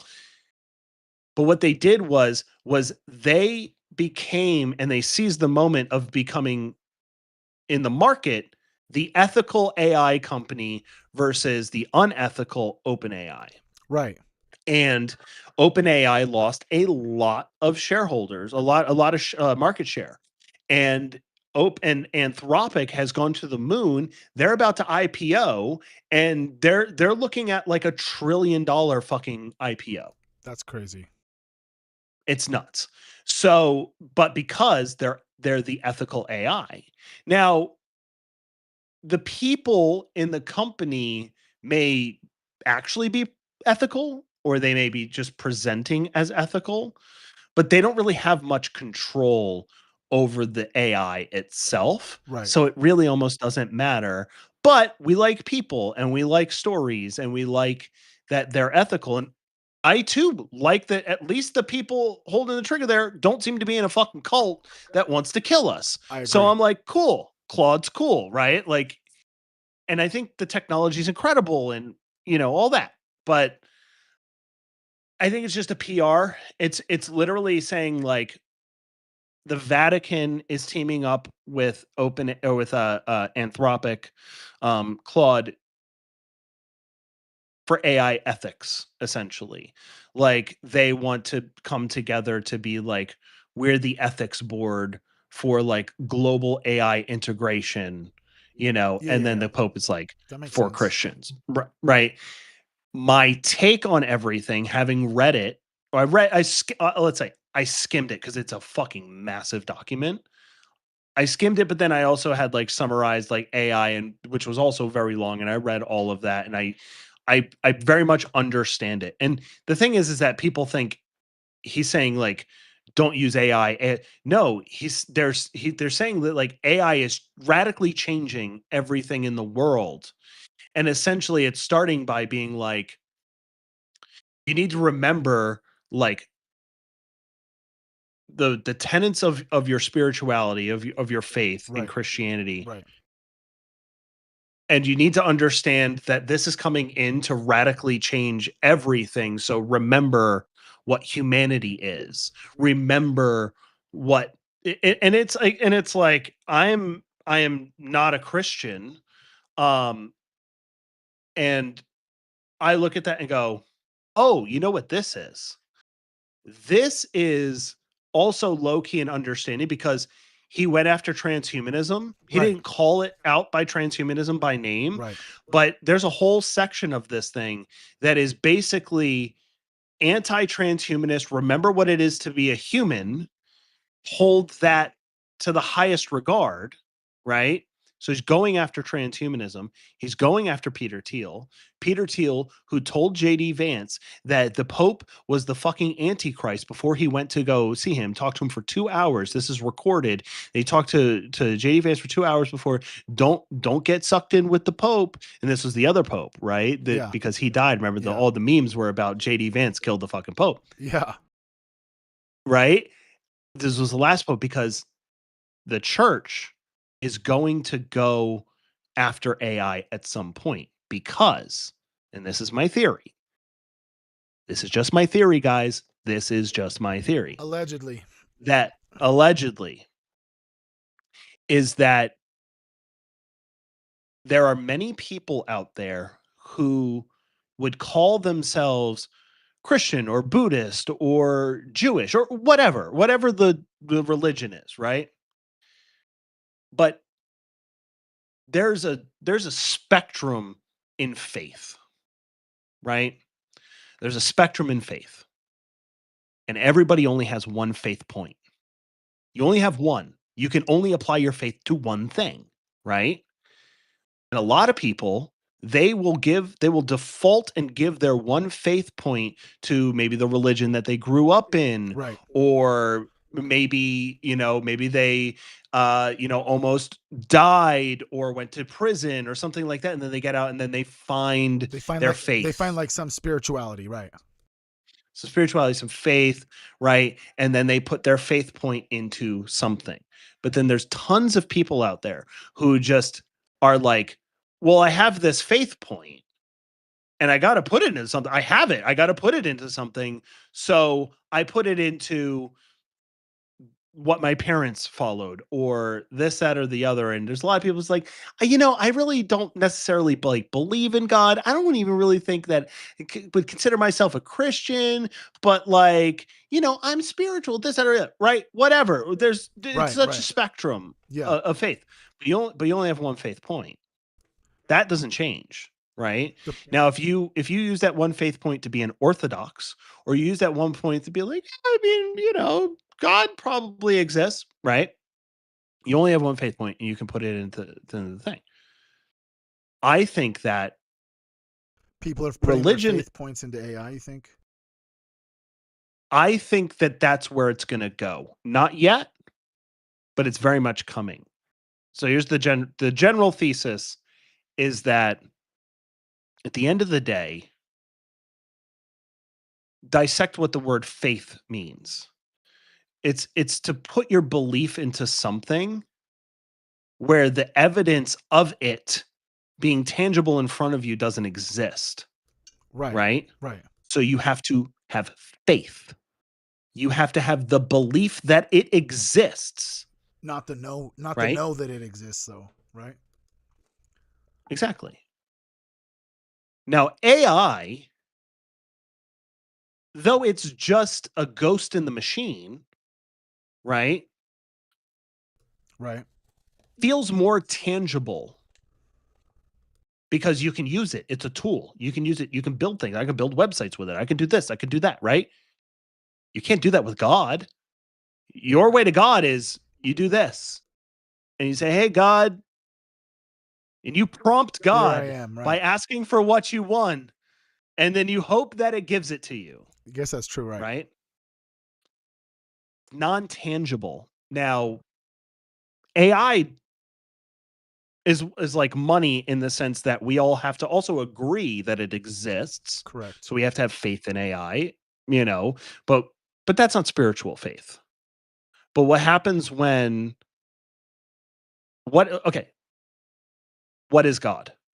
God is omniscient, it's ever present, it's in everything, right? It dictates All things how the everywhere world all the goes time, for right? you. Correct. In a digital world with an AI super intelligence that's omniscient, ever present, in everything, how is AI distinguishable from God? Dang that. I can That ask hit AI deep. something and then it gives it to me. I ask God for something. And maybe it Maybe he gives it does, to maybe me. he doesn't. He works in mysterious ways and it might be coming 10 years later and you don't know. And if I ask my digital god AI, Claude, to give me something and then it does, it produces water into wine. That's crazy. Why wouldn't my shaky faith point that I gave into something for any sort of small just inconsequential reason, why would I not instead go give that faith point to something that feels more tangible? And then also And I think produces that something every time. correct. And so I think that what happens is it's not overnight, right? But our generation starts getting shaky faith, and some of us start believing in the AI god Right. versus the Sky Daddy. Right. Yeah. And the next generation that they bring, well, they say, well, I've been questioning. Maybe it's this, maybe it's that. Now this next generation comes through and they are a little bit more discerning about where they put their faith point. Correct. And then by the next generation of people, AI theoretically will control everything. In fact, we may just acquiesce all of our Problems. leadership to an AI system. Right. How is that distinguishable from God? It's kind of crazy to think How about is it in that that? perspective. Like I didn't like when you were explaining it in the beginning about how omnipresent God is and how omnipresent this AI eventually will get into this digital realm, that it seems that more and more and more people are up consistently, they're in the matrix over here, so that they on their free time they can comfortably go into this digital world and live. A lot of people live there and find their identity there, and like or their identity, right? Yeah. But like you said, like you ask God for this, that, and whatever it may be, and it's very true. It could happen tomorrow, it could never happen, it could happen in 10 years, it happens a different way than what you were wanting or expecting. Or it could not Yeah. happen at all. But this AI potentially, do you think the godlike status, it will ever get to a point where they are advertising it and talking about it like a actual deity, like a religion type vibe, or it will just slowly start to take over because of the consistent ability to perform at one after another after another after another, potentially, no matter how complex your request might be? Yeah, I think the and I when I did a live stream about this, I was like, the deification, the way I don't know what the word is to create a deity, right? Or to deify something, Right. or to get something to deity status. I don't know what the word is. I really should look that up if I'm going to keep talking about this. But the cults, the Tescrial 7, ideological cults Yeah. in some version or another is already doing that. Right? They're building God. It's interesting because cults are like defined as like a group that follows, like typically a charismatic leader, Right. usually has some sort of like religious or religious adjacent like overtones, things of that nature, right? Like those are Yeah. some of Yeah. the Yeah. Yeah. hallmarks of like a cult. But this is different because the charismatic leader doesn't exist. But the followers are congregating together to build Right. their deity, to build their leader. So it's kind of like building the plane as it flies type thing, Right. which is very, very weird. It's a very weird concept. But I think it just happens naturally. I think it happens over time, over a couple of decades. Um, but again, I think what happens is like, I'm violently non-religious. Like I am so not religious, but I grew up like in a Roman Catholic household. I went through church. I did all of that. CCD, all of I did that. the same thing, but But Mormon. unfortunately, there you go. And I know some Mormons. So I know like a little bit about the It's LDS, trippy, and bro. like I'm glad it seems like you got out of there, and I'm glad that you did. Oh yeah. But yeah, I think I had always just been like questioning, right? And I think that I was kind of early. I think kids today, like I talked a little bit earlier about like how like I'm afraid of like the kids today, and Right. you know, about ideology and stuff. And some of the people in the chat were like, "No, I think the kids are good. They got their head on straight." And it's like they do in a lot of ways. A lot of them, because they're the descendants of people like me, is they're being trained to actually question things, Right. to question narratives, things of that nature. So I actually have a lot of hope for the next generation. But what about the And kids I that are think going to that grow up in an era where this AI has been deified, like you said? Like Mhm. it's almost is obvious to most people who associate with kids or even have kids that just even the screen has become the number one priority for the, pretty much a majority of, Every you know action what I has mean? an equal and opposite reaction, right? Right. So for all of the kids that get sucked into the system, there becomes more kids that reject it, right? And I Correct. think we're seeing that now. We saw it all through the internet era, the social media era. Like we've seen this, Like right? JD Vance getting booed when he brought up AI, and you're like, you can't boo me. I'm the vice president. Yeah, exactly. So, I think we're gonna have a lot of kids out there that are gonna be just like me. When I was sitting in CCD and they're telling me about Noah's Ark, and I'm like, That doesn't even mathematically, structurally, in just no doesn't make way does that sense. make sense. It just doesn't make sense. Like physically, like that does not make sense. Like death rates and things. 2 of everything came from all over the world to get into this boat for 500 years or 200 years or whatever it was. Right. No, that doesn't make sense. And I'm like asking the nuns, like, how does that make sense to you? Because it doesn't make sense at all. And I'm an idiot. And I'm like, how does this can you explain this to me like I'm an idiot? And their way of explaining to me was fucking like smashing my fucking fingers with rulers and kicking me out of CCD. And I got Dang. kicked out because I kept asking too many You got questions. like And real I think that a lot of lashings. kids are doing that now. I think a lot of kids are doing that now. And then they're being told that you're supposed to believe in God because God is omniscient. He's ever present. He's everywhere. He's in everything. He works in mysterious ways. He is so above you in understanding and thought that you have to have faith in his vision for how it's going to go for you. Right. And if you're lucky, you can ask for something. Right. That's essentially the story that you're told across all religions about God, but particularly Right. around like the Abrahamic religions.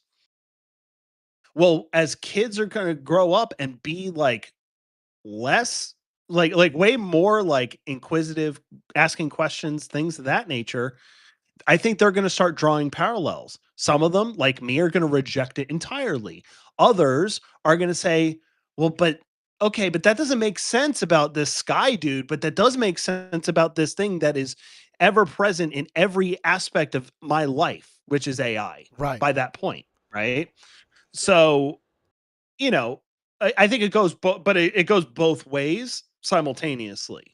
Um, Can I ask you a question about but yeah, change your perspective a little bit? yeah, Ask you, yeah, just always. put a little lens on there about the Noah's Ark thing. If you're Team Human, can we get some Team Humans in the chat? Because this one's going to get about some stuff we talked about.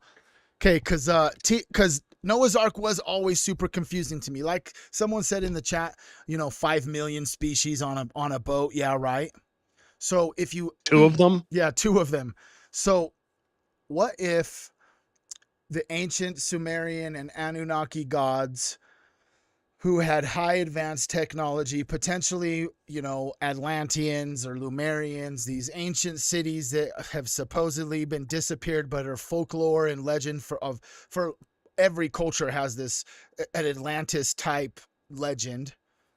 uh what if Yep. Noah's Ark was actually And a flood a myth. ship and they just had the DNA of every animal that, you know what I'm saying? Like that's the only way realistically, if the story was true. It could have been all the way down the line, telephone, the narrative changed, the Illuminati, the Jesuits, Khazarian mafia, the Phoenicians, the Egyptians, all of these groups that have just like altered the history and the narrative throughout time. But because obviously if that was the case and we're here today, the Anunnaki is just one of those conspiracy theories, you know what I'm saying? But like that's one way that I could actually resonate, because I am a believer of extraterrestrials and ancient aliens, etc.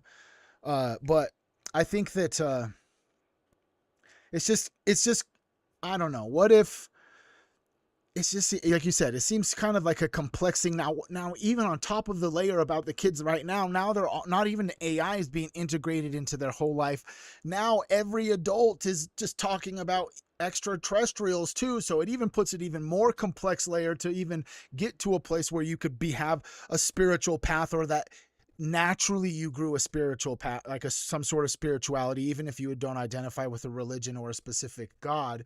It seems like it's going to be even harder for the children to find a path of spirituality. We're having to deal with the old gods, you could say, and then AI, and now potentially, Jesse Waters gets on Fox News and talks about there's 4 species of aliens, etc. So now like it's all changing up, you know what I mean? Well, my counter question to that is, would the world's religions exist today as they do if we still had the Library of Alexandria? Oh, I don't think so. I think that's why it got burned down. It's an interesting thing about knowledge. It's an interesting thing because we've lost all of it. Right. We've lost all of it. Like we barely understand right now. Like, that's the other perspective that, like, we just need to always remember. Right. Like, why are we talking about colonizing Mars when we don't even understand what's in the fucking ocean? Legitimately. Legitimately, we understand, like, maybe 20% of, like, ocean life. Do you think megalodons are still out there? I do, for sure. Who fucking knows, dude? We can't go into the Marianas Trench. Right. Who fucking knows what's down there, dog? Like, Did you know Mr. it's Beast was supposed to truly be on the sub that imploded? And he at the last minute he just decided not to, and then all of a sudden it implodes and everybody died. You know. just decided. He just decided. I mean, his yeah. parents are Okay. also high military officials too, so you never know what's going on. Dude, I used to love Mr. Beast, but man, it's such a sigh. I've realized how much of a psyop it is. I mean, Holy his shit. chocolate's fire though. I will say that. Yeah, it's just fucking chocolate. But I think yeah, I think that we've lost so much understanding. It's like Graham Hancock calls us like a species with amnesia. Right. Right. I've been reading his And it's book, just so true. Fingerprints of the Gods, actually. It's a great book. Great book. I read that like 15, 20 years ago or something. It's a great book, you know. But I think we're also like, this is kind of the thing with like AI too, is like we're building this shit, growing these things. There's so much of the world that we do not understand yet. Right, We like just you said, don't. consciousness in But itself. maybe this is the tool that helps us understand things. Correct. Like that's the optimistic side of me. It says like, oh, like this may help us like leapfrog like science so that we can understand things more. Because then what would that require? What does AI require for you to use it and think of it as a useful tool? Right. Faith. You have to have faith that it's helping you and guiding you in the right way. You have to have faith that the answer it's giving you is correct. Okay, so I got a question for you then. Because I know that there are some people specifically that follow me as well that are almost anti-AI. You know, I get comments from people who follow me and people who say like, how can I be upset about the data center that's being built? But, you know, regularly on my stream, I use AI. I talk to AI. I'm a firm believer that if you don't use it, you're going to get left behind. Like the segregation of people, like you had mentioned earlier, there's going to be people that go with the new way life is. What do you have to say potentially? Because someone like you had said, you use AI for a lot of things. Do you believe that it, like you said, that it will be like a whole generation of people who are on the AI train, that the people who aren't on the AI train will literally get left behind? Is that like how explain that to someone who is one of those anti-AI type of people? I think anti-AI has three distinct buckets. They're the people that are afraid or who just dislike what they hear about resource like consumption, water, land, whatever. There are those that are just against data centers, right? Actually, I would say four. Right. There are those that are afraid of job loss. They're just anti-AI because they think they're going to lose their job, right? For the same reason that we're talking about here, like, will you be left behind if you don't use the technology? Historically speaking, over the last, say, 100 years, yes, technology shifts our job markets. But that's what it does, right? And It just makes things easier. historically, the jobs that it kills, it replaces with other jobs. Right. Does that happen here? I don't know. I'm of the belief that it may kill jobs, but that doesn't mean it kills purpose. Correct. I think we'll be forced to find more purpose. Correct. The fourth would be before I get deep down that rabbit hole, the fourth would be those that are just oppositional to new technology. Everybody knows somebody that swore that they would never have a Facebook or an Instagram or an anything, and now they're in some fucking cult on Facebook 15 years later, right? Like, and it could be your mom. Like, and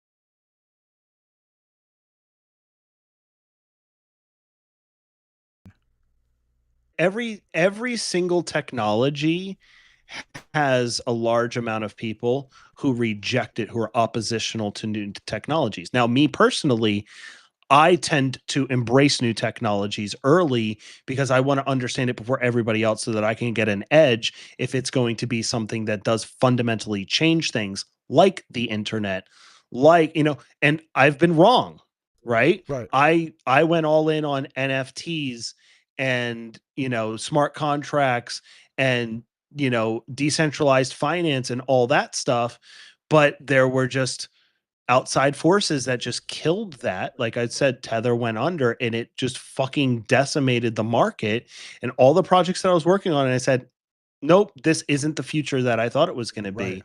Whether that was manufactured, real, whatever, I don't know, but the result is the same. Did Jeffrey Epstein create So Bitcoin?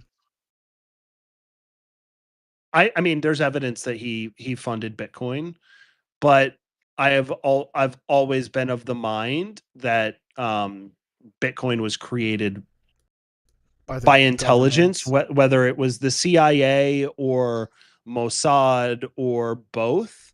Um, uh, It's been a that controlled technology operation for a while. forever, Or the whole time, yeah. forever, forever. Why? Why did they go after Ross Ulbricht and the Silk Road and put the Silk Road down Right. and never went after the pay rail that allowed it to operate? Right. Because for Because anybody who doesn't if know you were what to take that down, 10 more will pop up. right, For every Silk Road you take right. down, 10 more will pop up. Why not take away the pay rail that allows that to happen? Because it is like a form of crypto, right? That has how that was happening. It was Bitcoin. It was Bitcoin. Right. I was buying Bitcoin for like $8, $9 a fucking bit and buying like DMT off of Silk Road with the homie Right. back when that happened. And then Silk Road went under, and my buddy said, hey, they were like Bitcoin was like $10 a piece or something. And he was like, hey, let's put like $100 in each and like put it in this wallet and see what happens. And I was like, fuck no, they're gonna go after the pay rail. They just went after the platform. The next is they're gonna go after the pay rail. And then they never did.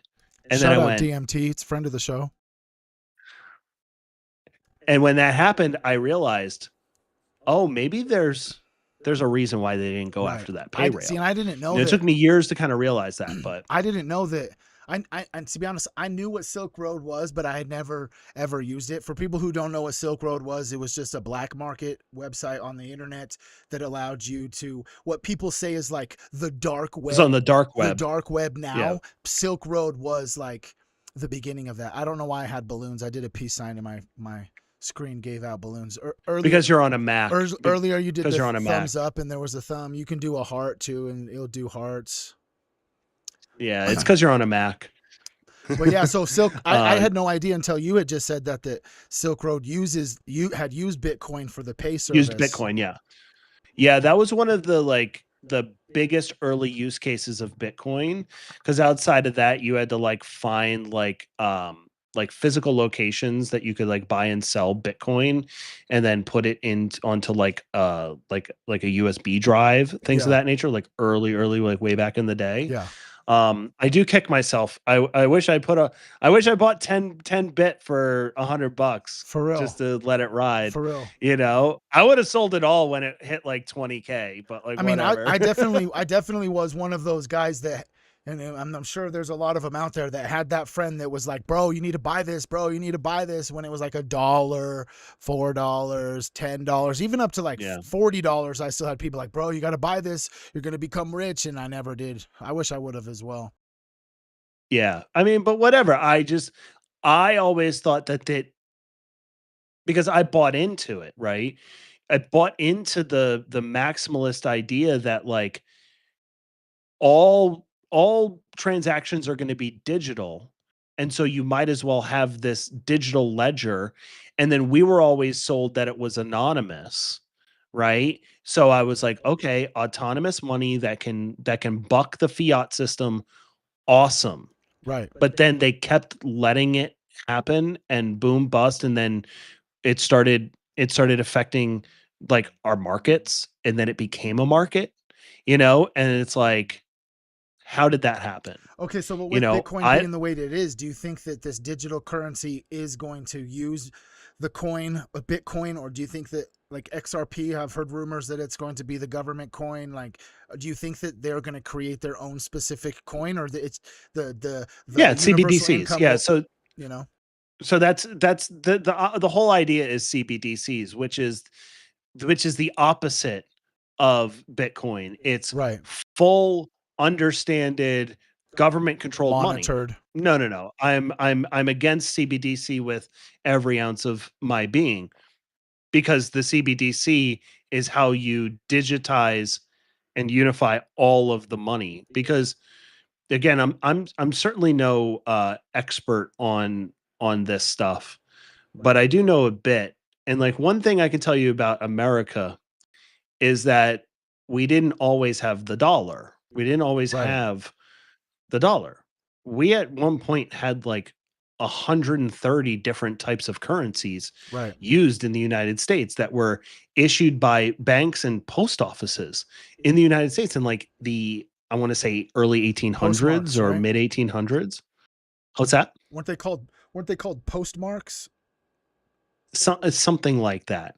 Uh, and so it's this fallacy that we need to have fiat currency. Like we don't like you don't need that. But the great American project has always been about how do you unify the world? And that's how we've been the reserve currency in the world for as long as we have, because Right. we pegged it to the petrodollar, right? Right. We created the petrodollar. We pegged it to petrol, which is used globally, and deals and trades in dollars. Um, Again, like I said earlier, during COVID, they were toying with the idea of giving everybody a digital wallet Right. using USDT. I think that they didn't do it because they didn't have the infrastructure quite yet, or were ready quite yet for the CBDCs, the Right. central bank digital currency, which is the antithesis of what Bitcoin and all of this is supposed to be. And by the way, I think we should not be calling it cryptocurrency, because it is not currency. It is a speculative asset. It Right. is not currency, right? I can't go into any store and use Bitcoin to buy something. There are some stores I can do that with, but I got to convert it to like a card, and then use it and then pay like Right. huge fees on it. It's a nightmare. So it is not a currency. It is a speculative asset, and it Why do you say still remains to speculative? be that. What like just explain what speculative in that It aspect. like would be like a speculative asset. Another one that you would know would be like buying a share in a company, Oh, okay. where the Okay. the the the speculation is on how that's going to perform in the future, or how Right. that's going to perform based on new information about these companies that come out, right? Somebody does a merger, the stock goes up. Right. It speculates up, right? And you own the theoretical share of that you can cash in, Right. right? That is what Bitcoin is, right? If Bitcoin or was a cryptocurrency, then we wouldn't care about its value in US dollars, because it would be the tradable commodity, right? It would be the tradable Yeah. thing. And its value is derived off of its value, not its value in relation to the value of something else, Yeah. like the US dollar. So therefore it's not a currency. Um it's just a speculative asset. That's at least how I understand it. That's how I think of it. Um, and so therefore it really has no I really have no use in it. you know. But Right. I was like, so a CBDC would be a central bank digital currency. So it would basically be like fiat, right? So the whole thing about Bitcoin was that you're going to be able to mine and add to the supply over time, but at some point we're going to hit 21 million Bitcoin, and then that will be the end of the production of Bitcoin, and No then more can be its created. value, yes, and then its value will raise over time once you cannot, because it's a fixed supply. Right. The problem with our monetary system is that it, like the capitalist system as it is, it's the best system that we have, but it's also has its problems. Its problems is that it needs constant growth. This is why, a loaf of bread 100 years ago was 10 cents and is now like $8, Right. right? That's because you need constant growth, and the constant growth is done through various different ways, but some of it is by devaluing the buying power of money. So Correct. now, and that's largely because of the central bank. So CBDC, central bank digital currency. It will be Rothschild owned, manipulated central bank currency that will be able to be used globally. It's funny that you said Rothschild owned. Have you heard stuff about how Venezuela and Iran and either the Cuba are like the last three Yeah, they countries? all they yeah, Libya, they all reject, they do not have um central banks, Rothschild owned central banks. Yeah, I mean that's the real reason why they killed Gaddafi. Right. That, and because he didn't have a central bank, and yet his people had free education, free healthcare, all these things that we don't think about the Middle East. We think about these people like having, sticks and stones and Or fucking rocket like launchers. mud huts and shit. Yeah, like IEDs and all this stuff. But like in the reality is like Iran too, and Iran in the 70s looked like America, Do you watch? right? Do It you was watch a Johnny very Harris? progressive place. You know who Johnny Harris Love is? Johnny Harris, Yeah, he did that three big time. hour that Yeah, 3 hour Middle East one.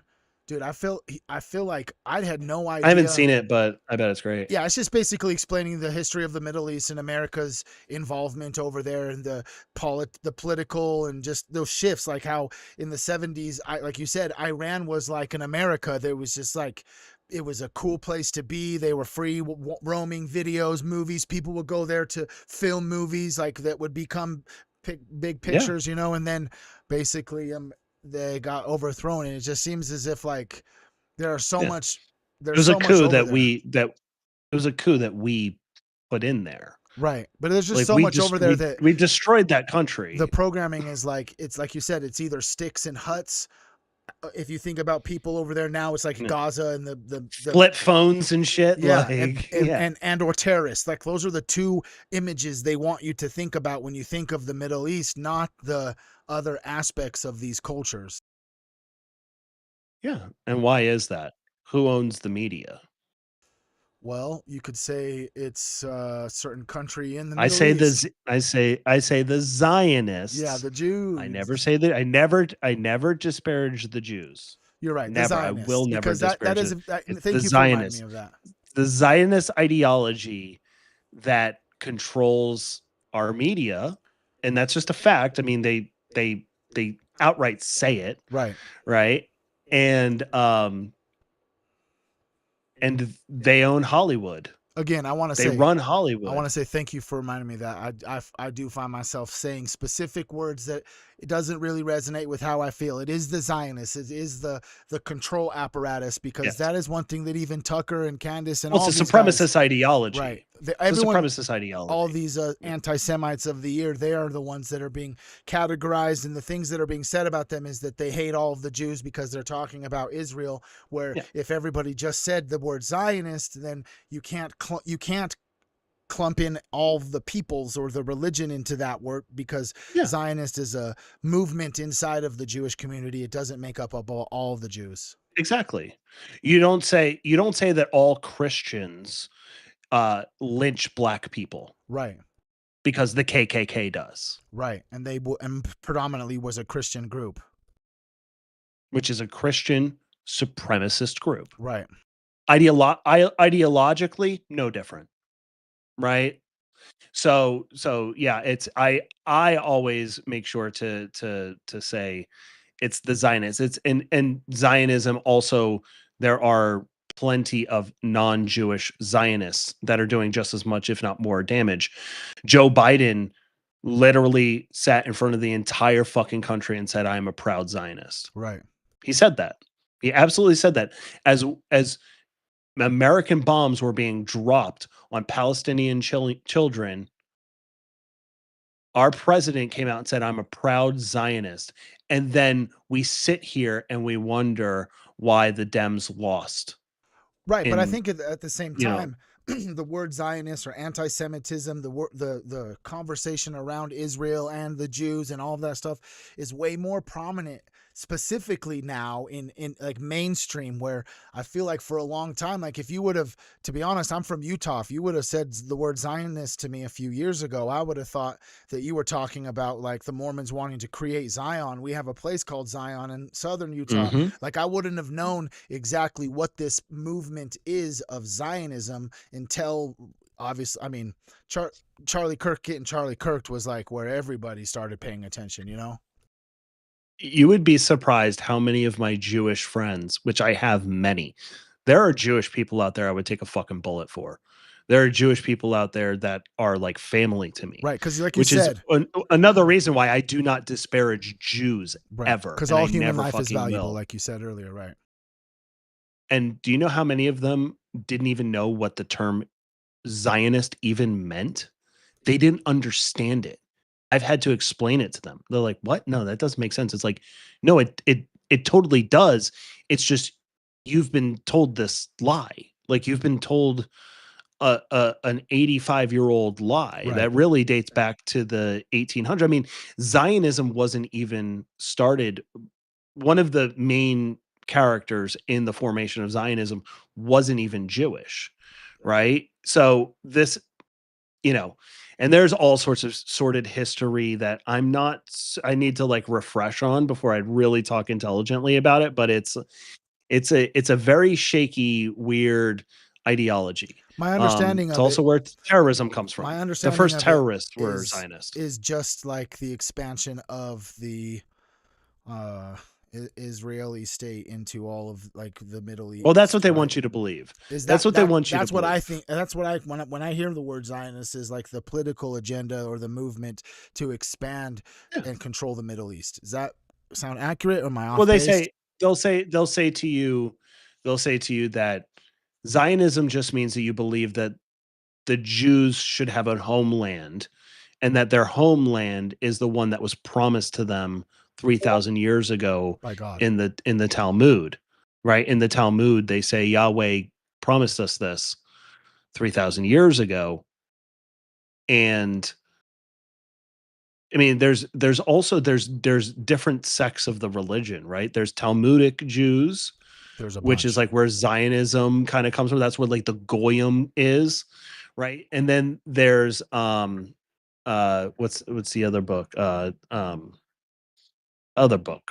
Fucking why am I drawing a blank on I it? Probably actually I just bought really the have to go to the Torah. bathroom. Actually, I But just bought the the Torah. Torah, yeah. So the Torah, but the Torah version of Judaism is way different, and it's probably closer to like, and I'm certainly no religious scholar, but it's something like more closely aligned with like Christianity, Yeah, I bought the Torah yesterday. We were thrifting, and one of our little hot spots in the thrift store we check because you never know what you're gonna find is the religious section of the books.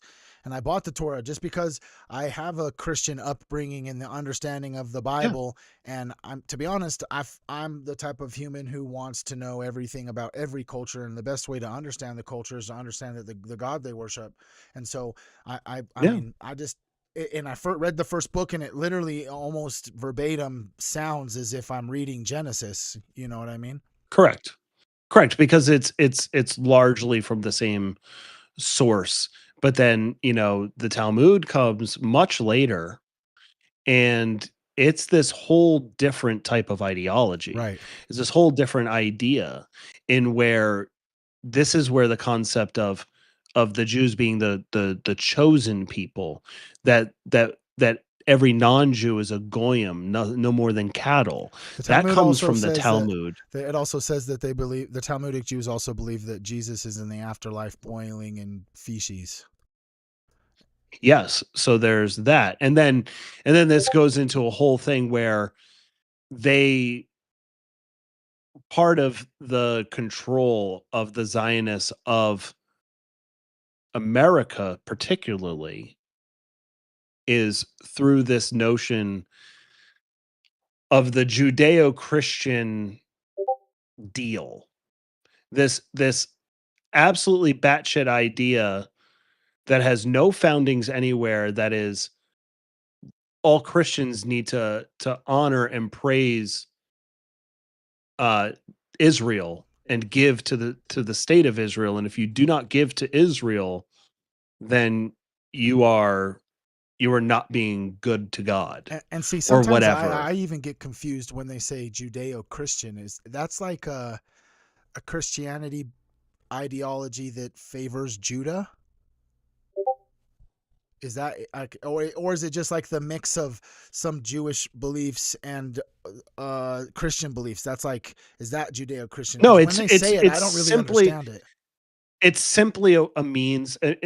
I reduce it down to, it is a means to manufacture consent from Christian Americans for America to continue to give to the state of Israel. Because we're like a I predominantly really Christian have to community. go to the bathroom.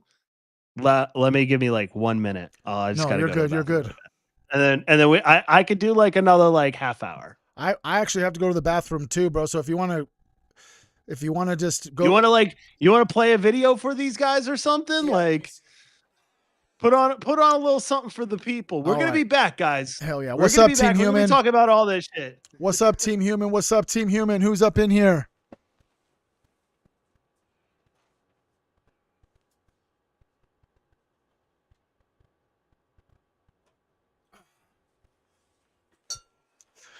Dude, we're like 2 hours in, bro. How are you guys liking this, bro? To be honest with you, bro, if I'm being 100% straight with you guys, I love this, bro. This is so fun. I never done nothing like this, and to be honest, prior and before the beginning of the stream, dude, Kevin was just he was helping me set this all up, because like I said, I never done this like this. I never had someone join the stream before, bro. We got 18 people up over here, Team Human over here. We got Maria Moon in the house too. Scotty Will, let's go. Okay. All right. I couldn't, my second screen has went out since we've been You know, here. So I can talk to the people. right, I I'm can running to talk the to my potty. people. How the fuck y'all doing? How y'all doing?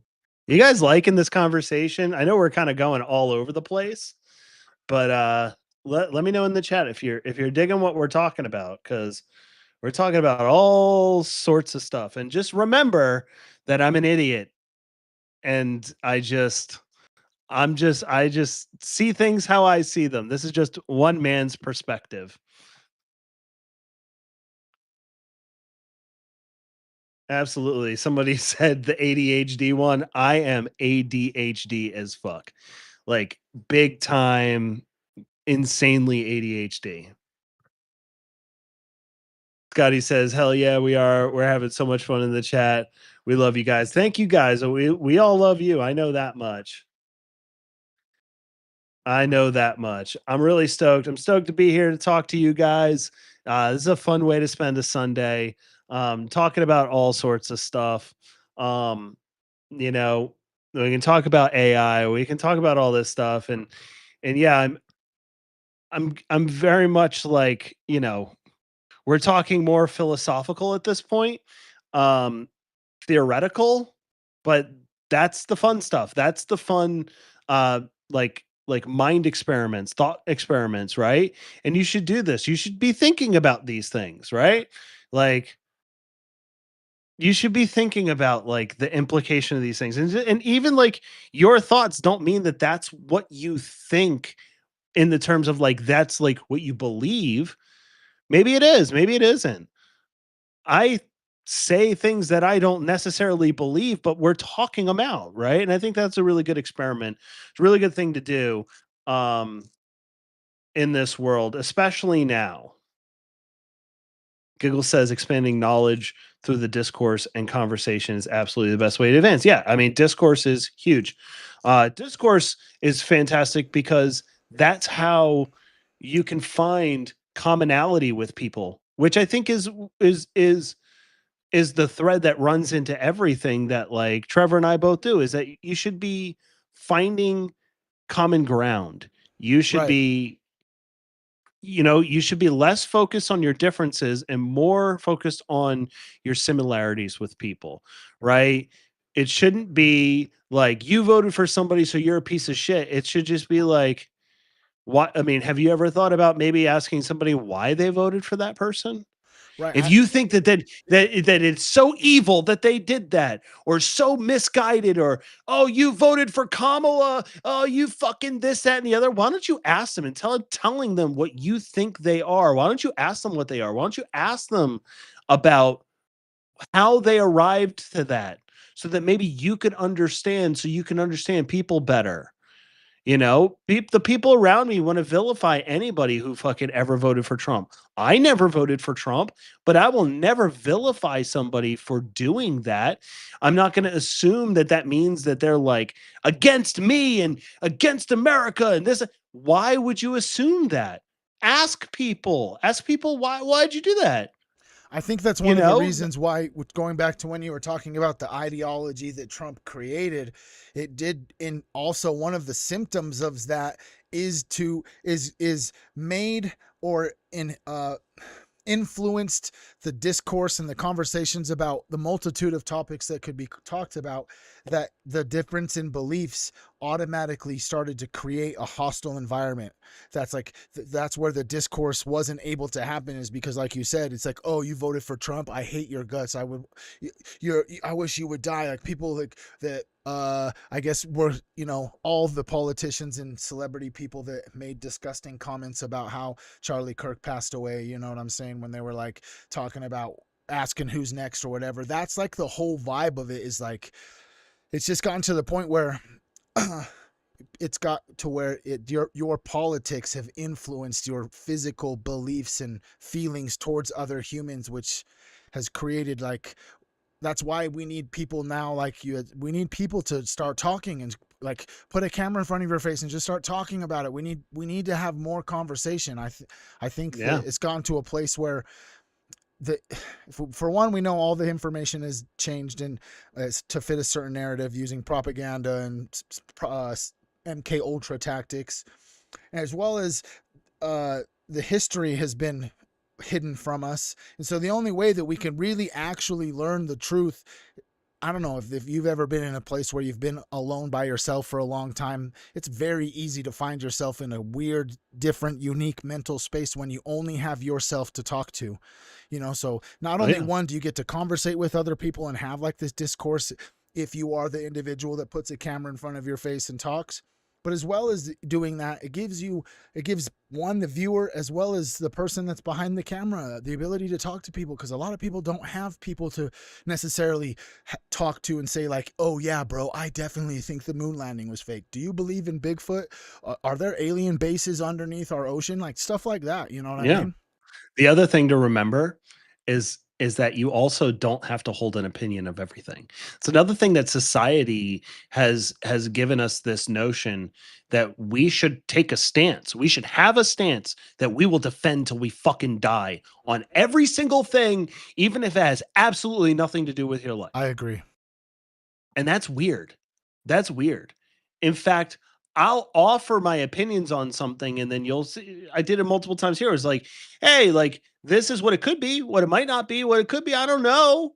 I don't know. This is what it might be, though. What do you think? Right. Because that's more interesting to me, Then right? saying it's like Who, it's this way or it's that way. It's not this it's way, this way, right? it's that way. Who the fuck am I, dude? Like, I didn't even graduate high school. Like, Me either, you actually. I'm a know, GED not motherfucker. that that qualifies you or anything, Right. but it's it's I have a wealth of experience, I have a wealth of perspective, and that's all I can ever give the world is my perspective, right? Correct. Because who knows what the truth is? Truth is fickle, and truth is in the eyes of the beholders in some ways. And I yeah, I just think that I think we should just keep things in perspective. And also I would like to say that you know what we were talking about just a little bit ago about like start talking about things, start doing the for some people they'll never sit in front of a camera. They Right. will never ever do what we're doing right now. I agree. That's fine too. That's fine too. In fact, it's much better if you just have candid conversations with the With the people in people your around you, life. you're right. Absolutely. Those can be meaningful, right? This conversation we're having right now could be super meaningful to however many people have hopped in and watched this and seen this today, and that's great. But you and I could have been sitting in a room smoking a joint having this very same conversation without the cameras, Correct. and that itself would have a net benefit to like humanity. I'll just tell you now, So though, you being here, it is meaningful to me, bro. I appreciate you. hey, thank you for having me. This was a lot of fun. So yeah, so I do think though that there are a lot of things that are really fucked up, but I think that we just always need to remember our power. We have the power, right? Like nothing has ever proved to me that voting actually still matters, like how much money they put Into in the the Thomas Kentucky Massey race race? to get Thomas Massey out, Yeah. right? If voting didn't matter, They wouldn't have spent they millions. wouldn't have done that. They wouldn't have done that. Why would they have done that? If voting matters. Didn't matter, but voting does matter. So that to me emboldens me to be like, yo, maybe we should fucking vote. It Maybe we actually should like it started you me know? to it made me come to the point where maybe I, as a person for the community that I live in, need to now start paying attention at least to the local politics around here and potentially maybe go We vote should. for a specific candidate because that's directly implicating me. I've never voted, like I said, ever until last presidential election, and there are people out there that are like, Yeah. fuck that, I'm never gonna vote again. But I vibrate on both sides. It's like I don't know if I want to vote ever again, but at the same Same. time, it's like, okay, well, what do I now that I've seen the federal politics, like what kind of crazy shit, corrupt stuff is happening in the politicians that are around me? Like I know for you specifically, Spencer Pratt is Yeah. running for mayor, but he's also like in Israel's pocket. So like, Oh, he's I from where I mean, because I live for those who don't know, I live in Los Angeles. I think that I think it's a foregone conclusion that that Spencer Pratt wins. I live here. I live in a small town with 2 billboards and he's on both of them, damn, right? Like it's just like in my like right downtown area. And that's kind of what we're dealing with here. We're dealing with somebody who's backed by the media, right, by an ideology that owns the media of this city. It just does. Like it's not a conspiracy to say that Zionists own our fucking media here because they do. Sorry. right. So yeah, so Spencer is he's right there. I think it's a foregone conclusion. Plus, he's going against an incumbent who is in Karen Bass, who is just I can't explain to you how much I hate that woman. Absolutely fucking despise that woman. And where I do agree with Spencer, and which was the whole start of his campaign, it all started because of what happened with the Palisade fire Right, with and his like the house LA burning down or fires. whatever, right? Correct. And he was right. And I followed him on social media because I was like, yo, I'm actually totally with this guy. Like this city had really bungled this. It created this awful, awful situation that has destroyed some of the nicest like most established communities here in Los Angeles, like where people could like actually live good lives and like live in like really cool like smaller areas, and it just destroyed that, and it was preventable. Yeah. And so he's right. And like, and Karen Bass was like, while she's like in another state while our fucking city's burning down. Right. And then when asked directly about that, she just says nothing because there's nothing she can say. There's, like a fucking, like, we have a third world nation in downtown Los Angeles called Skid Row. Oh, I've been there. It is worse than some third world It's nations. crazy. And the not just the people, but the animals that are there is a catastrophe. And that's all on fucking, I mean, not all, but like it is so much worse. And that's directly because of Karen Bass. So Karen Bass, I would never vote for her. And I'm not going to vote for her because I really dislike fucking Right. Spencer Pratt. So I don't know what to do in that vote. Right? What do? You vote how people always vote, which is the lesser of two evils. Right. But you're still stuck with evil, And- even if it's the lesser evil. Right. And it seems as that's how like even the presidential elections have been, like we said earlier, it's like the same mechanism. It's like it just we could see it from like Kash Patel to Tulsi Gabbard to like all these individuals. Like the swamp isn't a joke, bro. Like it will, and it is probably, at least in my belief, And they all allegedly fucking got ate up by it it. is the Zionist control over our government, is that they're getting read into some stuff that they're being told if they ever speak about it, they'll be executed. Tulsi's the biggest disappointment. The biggest disappointment. Super lefty from Hawaii, fucking military badass, cared about people, fucking she stood up for people, man, because she was a lefty. People forget that. She was a Democrat who ran her state, dude. And she did it, and she did a great job by all accounts from people that I know who live there. And then she sold her soul. What about with Now, RFK too? I mean, I feel like he was a same disappointment thing. too.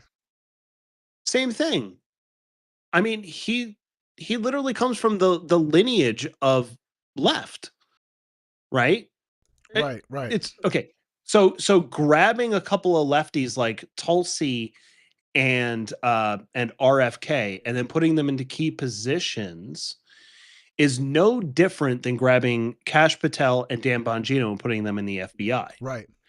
Meaning, if things go tits up, they're perfect scapegoats. Oh, they're from the left. Oh, these guys were all up the most vocal about Epstein, the Epstein list. Right. So when two guys from the FBI, who everybody knows them because they were so vocal about releasing the Epstein list, and then they get into the FBI and they say there is no list, there are no files, Right. and they are part of the cover up. But how could they be part of the cover up? They built their whole careers on releasing these things. So then, And then if things go fucking bad, well, then they can always be scapegoats. So they lend the credibility to the action. Whoops. They lend the credibility to the action, but then they also can be the fall guy when it doesn't happen. Right. And that's RFK Jr., that's Tulsi, that's Kash, that's Dan Bongino. Those people are put in those positions because of their opposition to the things that they then became control of. Right.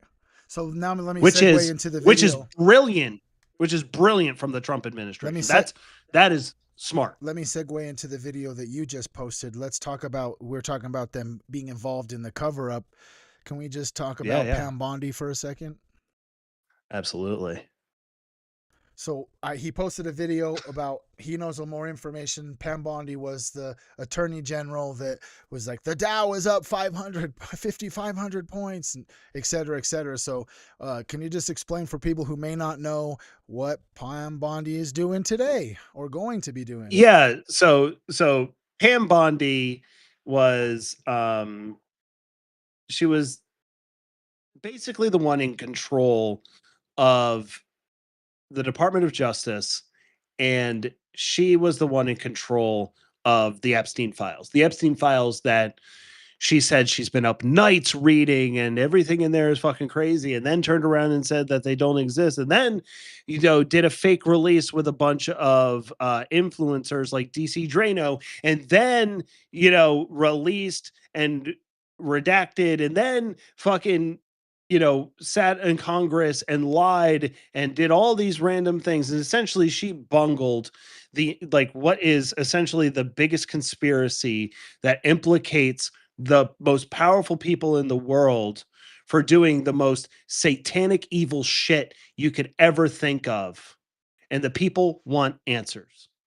The people want answers. We all want answers, and she was supposed to be the one to deliver them, and she did everything but. It didn't help with James Then she, O'Keefe's little clip of her talking to someone saying about all of the hours of footage and video, etc. yeah, exactly. Now she loses her job. They instill Todd Blanche, who was the one that gave all the sweetheart deals to Ghislaine Maxwell, who is a, a huge history of being a part of the Epstein cover up. Now he's in that position. People say that he had actually been pulling the strings all along, and Pam was just the front person fall for guy. that, which I wouldn't doubt, to be honest with you. I don't know, but I wouldn't doubt I it. heard that Pam Bondi was also part of the attorney general's or the prosecutor's stuff in Out of Florida. with during the Epstein sweetheart deal too. Pam Bondi Correct. was there too. Absolutely.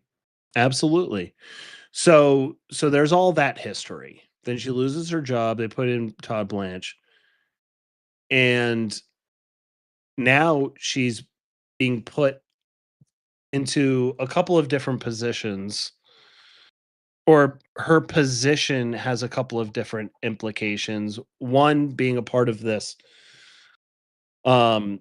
these like groups that are like the oversight groups for our plutonium and our nuclear weapons, and then part of it as well is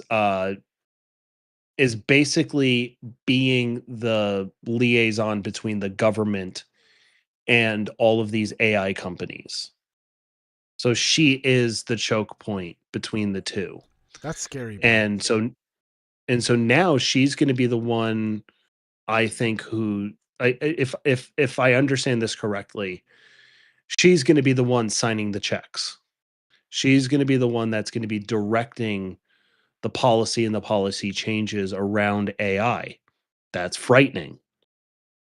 Because she just has a history of being put into a position of power and intentionally bungling it in a way that always helps the nefarious ends of whatever is happening in our administration or our government. That's my tinfoil take on that.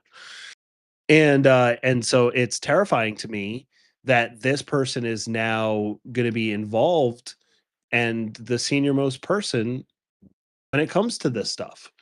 And why is she, like, what qualifies her to be that person in between the government and the AI companies? Yeah, I don't know. What qualifies her to decide who we could illegally sell plutonium to? These are questions that we should be asking as a society. I agree. Right? Like, not just me. Like, we should all be asking these questions. For sure. The plutonium thing is nuts. It's nuts. We've just gave enough plutonium to 5 private companies that are owned or funded by some of these AI tech cult fucking Satanists. Yeah. They're owned by the French government, who works in, with the Russians, Right. the Russian nuclear programs, doing something that has never been done, that the world says we should not do ever. For 50 years now, we've said there should never be sales of like plutonium and uranium and Right. and these types of weapons. They should not be sold.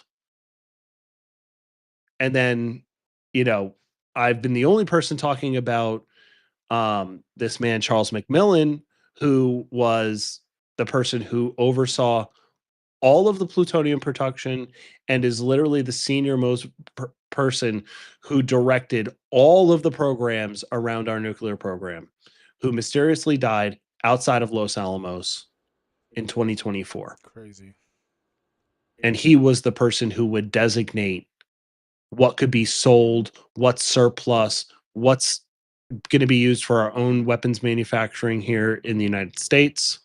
So do you think that the Who Killed the Scientists, the website whokilledthescientists.com, with all the scientists that have went missing over the last few years, decade, a couple of them are a while ago and a lot of them are recent, I right? identify people as far back as 2014. Do you think that it's going to be a thing like as time goes on and more events happen on planet Earth, that more and more of these people are going to be connected or somehow involved in stories that, you know what I'm saying? It just seems like, I don't know, it really just made me start paying attention when I was just like listening to clips of David Wilcox before the tragic event that he was involved in, even though he's not necessarily a scientist, you know. He was not a scientist. Yeah. I don't know. It just seems, He was a very strong voice against what was happening. it seems way more or at least conspiratorial exposing than people are what's happening. believing, you know? Yeah, yeah. And people also don't understand that his longtime publisher died 2 days before him as well. I believe allegedly also killed himself. That's insane. Allegedly. Yeah. He did a 3-hour live stream the day he died saying I would never kill myself, and then he kills himself. Yeah. Make that make sense. I think he maybe knew something that I think he knew about anti-gravity. And I think so for those that don't know, it's a very interesting, very big thing that it's kind of like earlier when I said like we know there's the the God particle, right? Right. We know it exists, but we can't prove it, right? It's like that. Or like Candace Owens says, like, we don't know, but we know. Right. Kind of like that too, right? I can't prove it, but like I know it's there. So there are all these dead and missing scientists, and we have no idea what the conspiracy is, but we know that there is one. Right. I'm saying we know that there are at least one. I think as I'm looking into this, and I've been talking about this before, and the whole plutonium deal and all that stuff, that all that work is from the Leah files. Go follow her on, X or YouTube. She's awesome. She's like 20 years in intelligence, and now she does all this like intelligence for like big companies and stuff. I Hell think yeah. that's like what she does. I never heard She's of a her. total research badass. Check her out on X. She's awesome. The Leah Files. She posted the other day about this whole structure of this plutonium deal and everything. I had never heard about this. She was able to bring in some of the scientists and things into this, as connections on this like node. Right. And I was like, okay, this is all plutonium. That's nuclear. Those are nuclear weapons. I had been talking about this guy that I was talking about earlier, McMillan. And then that's where I go, that's my bridge to how McMillan is part of this conspiracy. There were all these like things that kind of tied him to him, but like, how does it really tie together? So now, and I had been making the case that I think part of the conspiracy is around anti-gravity because of some of the work and the people and, other adjacent people and their works and stuff. Huntsville, Alabama. Right. There's Dr. Ning Lee, which is not one of the scientists that people talk about, but she is very much involved in anti-gravity. She was an anti-gravity scientist. Okay. Cool. Amy Eskridge, all these people. So I say, okay, there's something here about anti-gravity.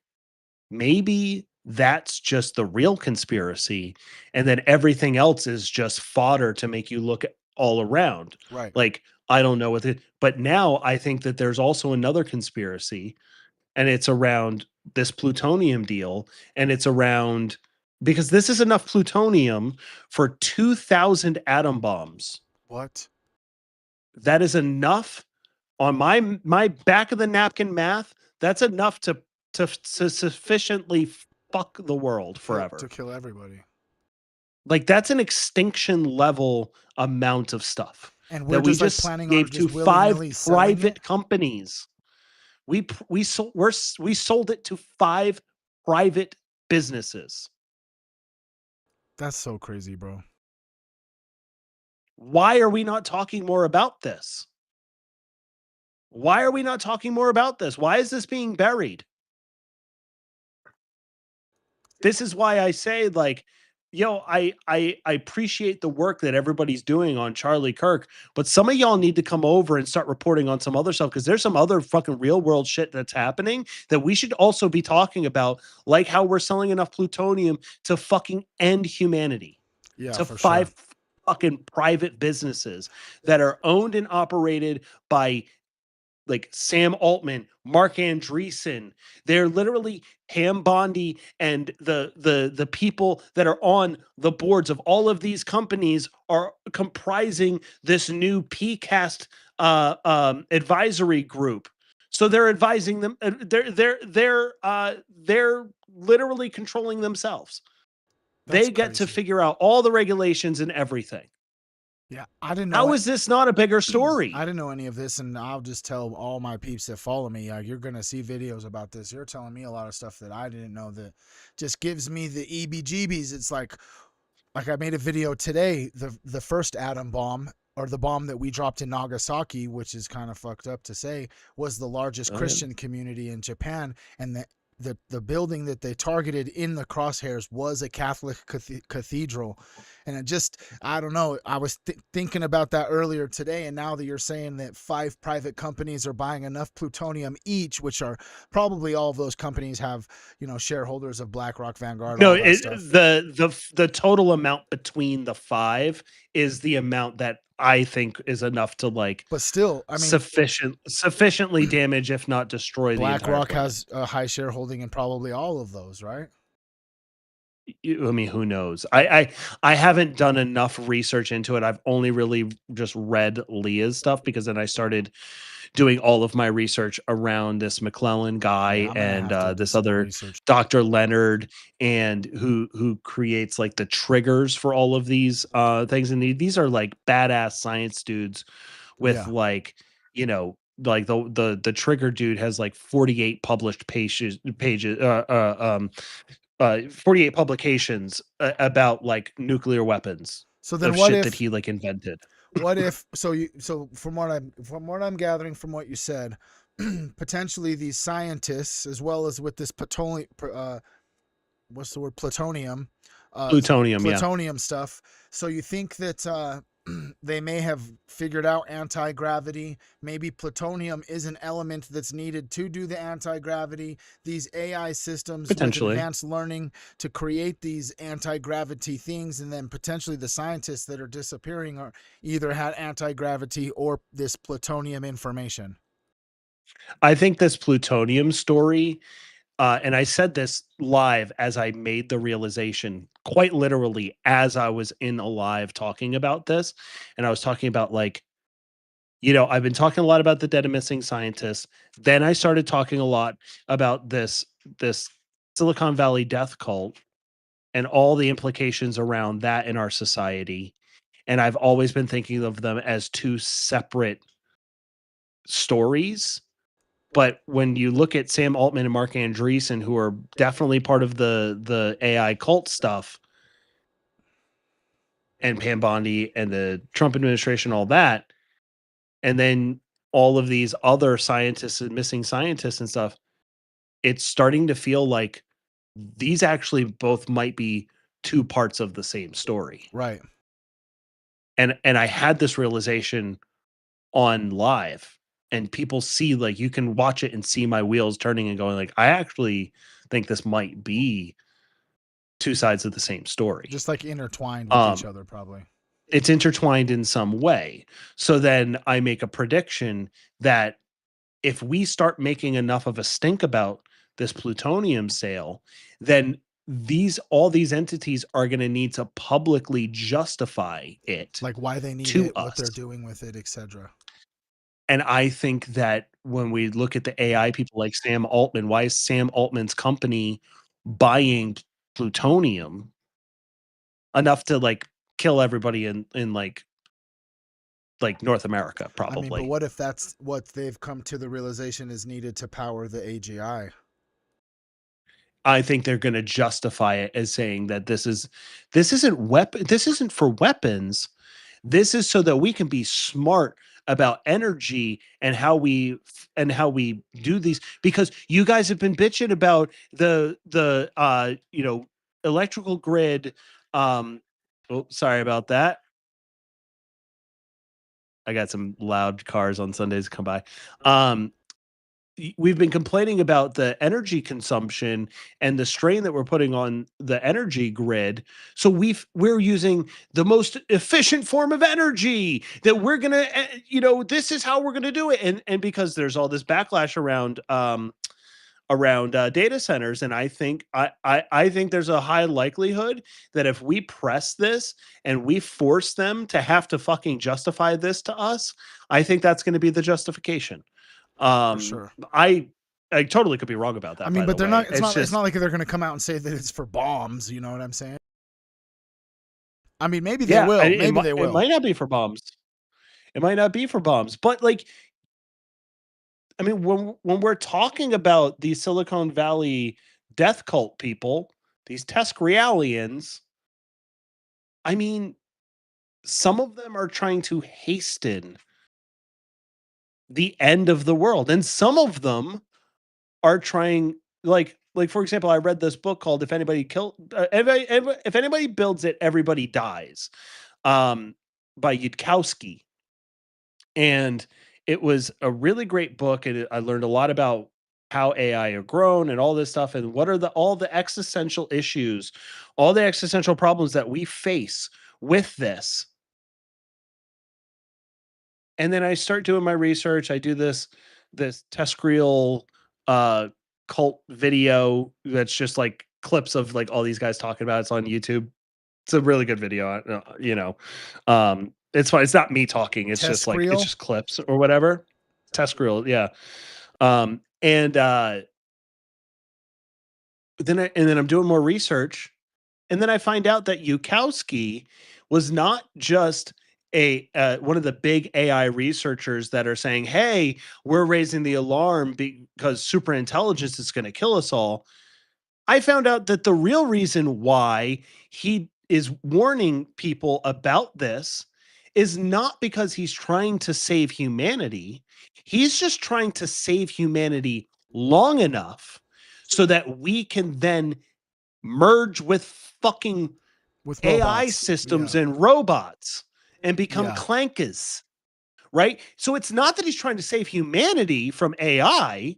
He's just trying to make sure that AI doesn't kill us before we hit that thing, which is his actual goal. Right. Right. I mean, And I read an entire book without that understanding. I think I that wish I'd understood that before I read the book. I think there's movies in like cinema out there that, I mean, ideally, really, there's things you can watch that depict this potential utopia of like cohabitation of AI robots and humans. It, to me specifically, if we could get like Ready Player One, obviously without the bad guy trying to take over, but like with the virtual reality type video games, the robots and stuff, that there is it is, like you said, it is possible that if we were to stop right now, that everything could be like you said, a utopia of, like, you know what I mean? We could, yeah. But when they want to, like, We could.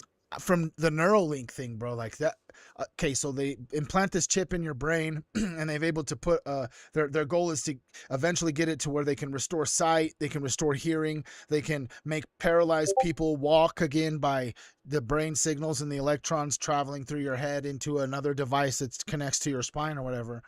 But when they get to the point where like they can, with a push of a button, decrease or increase pain tolerance, and then increase adrenaline, you know, and then or they have like a system that scans them and the AI chip tells them like, oh, there's a cancer cell growing, so they increase the white blood cell. Like that's where it starts to get kind of dystopian because like Well, the that Goyim only aren't comes going in to the get access to that system before all the elites have it, no, no, you no, know? no. It's just part of the incentive structure when we're living in that futuristic social credit score Neuralink fucking system. Right. Oh, you're feeling pain? Well, maybe if you were better off in society, you wouldn't feel as much pain, would you? That's true. Right? To You incentivize know, everyone but to get it. it also makes me think about there's a clip that's been going around recently from David Wilcox, probably over the last year, where basically what he's saying is that, you know, he's like Bill Cooper is the guy who like created the idea of the Illuminati, right? He was the first to Right. talk about it in Right. Beyond a Pale Horse in the early 90s. And so if let's say it's Illuminati, right? Okay. So what David Wilcox says is part of the requirements for the Illuminati is they need to tell you what they're going to do We've talked about this a lot on my before they channel. do it. That's why it's like in movies and in TV shows, the And checkerboards, you that's know. what exactly. Do I think that that's what it is? I don't know. It's a great theory though. It's a great theory that like makes sense. It does You it know, does it seem it as if like it that's makes how it sense. is, huh? That they have to make it so that they can't be judged by potentially Ball who they're sacrificing kids to, that they have to in a way they have to be accountable and they've figured out a way to use it in some sort of entertaining way to say what they're doing so that they won't see damnation in their version of afterlife in a spiritual lens. That's where I think that is the reason for it, you know. Absolutely. It's why like, our movies will have all of like the same tropes. But if you want to see something that's like, maybe like an authentically like Asian cultural story depicted, Right. or of something, or of something that is like not the normal that you see, right? Right. Korean, whatever. Those are typically like small 8-episode TV shows on like Netflix or something. It's kind of like throwing them the bone. So like it kind of throws people off the scent. But like, Yeah. why are all of our movies about like terrorists and Yeah. like all that kind of stuff, right? And it's like it's never about Israeli terrorists. It's always about brown terrorists, right? Like that sort of stuff. So there's like tons of like predictive programming. There's tons of like all of these things, these concepts that get like normalized through like Hollywood Right. and stuff. Um, but so then we look at it and it's like thinking about David Wilcox theory there. How much futurism of AI, like Westworld is a perfect example. Yeah. Westworld is essentially that. It's talking about the world that we're about to enter into. Yeah. It seems as if like If with like Westworld is super their with goal, super right? correct, because if you get into the third season of Westworld, and if I, spoiler alert, but a lot of the third season is really boils down to there's an AI system that runs our world, Crazy. right? Like it gets into that, Similar to like right? And Black so, Mirror. You know, Black Mirror does the dystopian type AI runs of everything course, too. yeah. And so, what is that if not if our media is owned by the lever pullers of society, and they're bound for some reason to tell us however they can about what they're going to do, and then Seems we pay crazy, to huh? see it and we don't think about it. you know I think about that. I thought about that like with the David Wilcox, again, I don't know, I don't know if there's really like an Illuminati fucking charter book that like is like a set of rules. You have to do like this I and don't this, know. yeah. I don't know, but like as a thought experiment, it's like, okay, well, how likely does that seem based on the things that we do know and do see in society? Look, I mean, because every other religion, they do have rules as well, things you can and can't do. You know what I'm saying? And it'd Yeah. almost have to be a religion if you were like really like in it. You know what I'm saying? We have some. Freemason is like a really connected with the Illuminati, and the Illuminati is actually just like a blanket term for a whole bunch of different secret societies that are actually different and have different ideologies and are all holding different secret knowledge, and they've been throughout all of our history and stuff. You know, Are they all different? Are they all different, to or be are they honest, all just or are they all just charters of the same thing? I think now that they are, but I think that throughout history they potentially had differences, and now with the globalization of certain Maybe, powers, that potentially that's where they've all went. That's why, maybe, like, but we hear about, Bilderberg Group and Trilateral Commission and, all these other different secret societies, Skulls and Bones and da da da da da da da da da, World Economic Forum, stuff like that. all that sort of stuff. And yet, like, is it really only that one's controlling it all, and the rest? Is it really that the Bilderberg Group really like sets the pace? Is it really that at Bohemian Grove, when they're sacrificing children to the altar of the fucking owl, that's where all of like our policy for the next year comes from? I think that's how it went. Or are they all just chapters of the same fucking cult? Well, I think that's how it was then when Bohemian started, back when Reagan was there, freaking Nixon was there. And now using your platform, web, actually, my computer's down, this screen is not working, but I did a All little good. deep dive into like Jeffrey Epstein and secret societies, because the very first document I looked at in web was this document that Webb tries to say that Jeffrey Epstein was obsessed with conspiracies, but it's a document that literally says the Illuminati and the 13 families, and it has like a whole bunch. And the reason I got stuck on it is because it says bloodline all the way until it gets to Yep. the Mormon religion. Actually, it says the Mormon leadership, which I got stuck on that because leadership doesn't change if they don't take out the whole entire religion. So the Mormons are just in it forever now, which led me to like more secret society type stuff. And Yeah. Jeffrey Epstein, there's lots of correspondence in the emails of Jeffrey Epstein like being asked and talked about and in conversations regarding like bringing back old school secret societies. And we can kind of see with his behavior that's what he was kind of doing with these scientists, with these geneticists, with these et cetera, you know what I'm saying? Like all the categories or whatever. So potentially the secret society today is just the creation of what Epstein had assisted in. I don't think for 1 second Epstein was the power player. I think he was actually a pawn, and that this sadistic group is actually way larger than even just Jeffrey Epstein or the country of Israel. I think that, or America, I mean, he said it. Iran Contra, He's like Eric Weinstein called him a construct. I think that's the best way to think of Jeffrey Epstein. Right. Jeffrey Epstein directly said, "I represent the Rothschilds." Yeah. There's an email where he says, "By the way, I don't know if you know this," I've read it, to yep. Peter Thiel, "I represent the Rothschilds." Right? The whole Mormon thing, it's like the to me, that's too young to be a part of anything. It's way too young, right? And not to attack Mormonism, but the LDS specifically,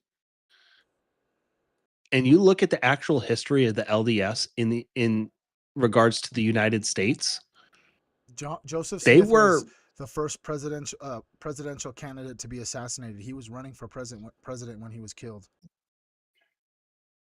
yeah, but why? Because they were trying to take over America. Yeah. The LDS, and people don't know this, a great thing to watch about this.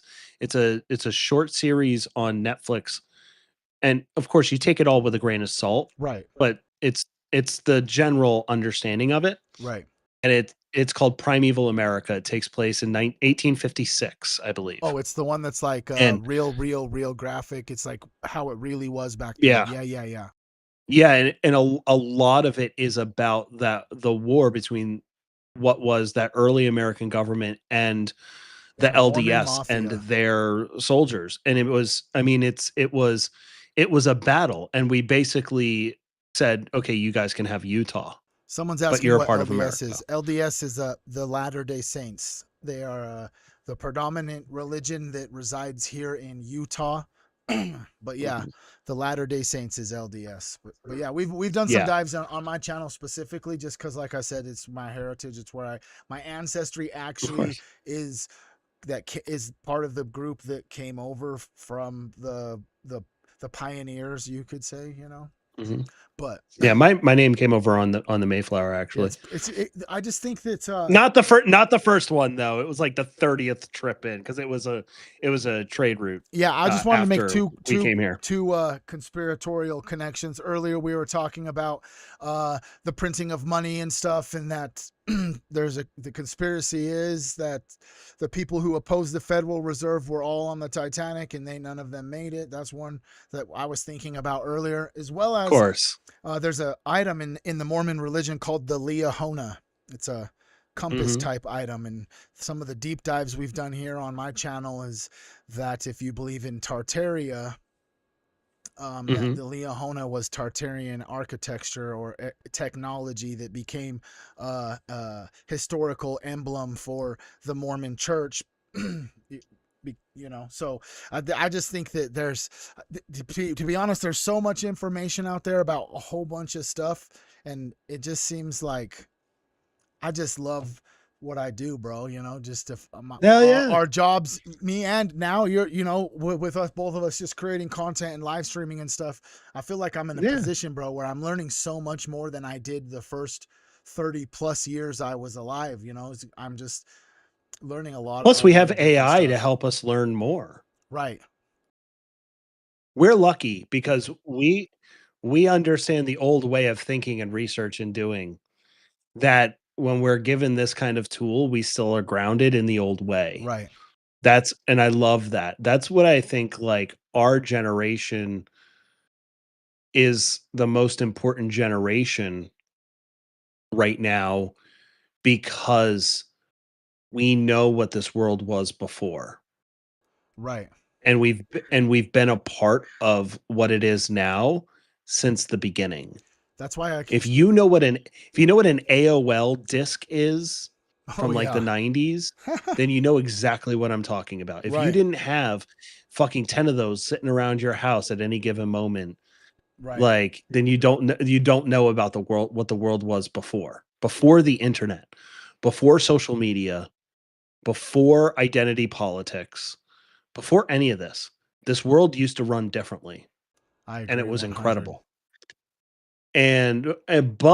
But we also have done so much the hard way, that now that we have the tools, we know how to utilize them the best to get the most out of them.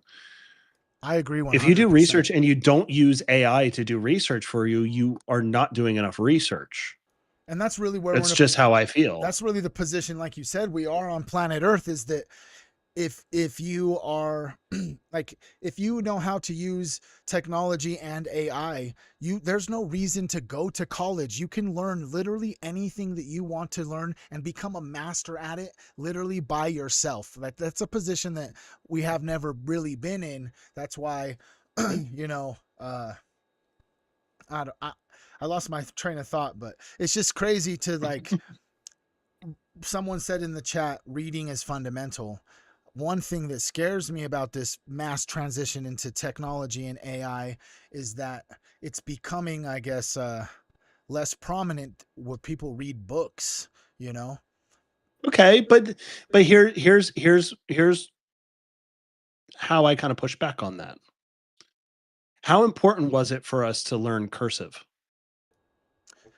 Not Do so you use important cursive now, now? but it was important in a time period, Exactly. right? Exactly, because it was important. It was important before we were born.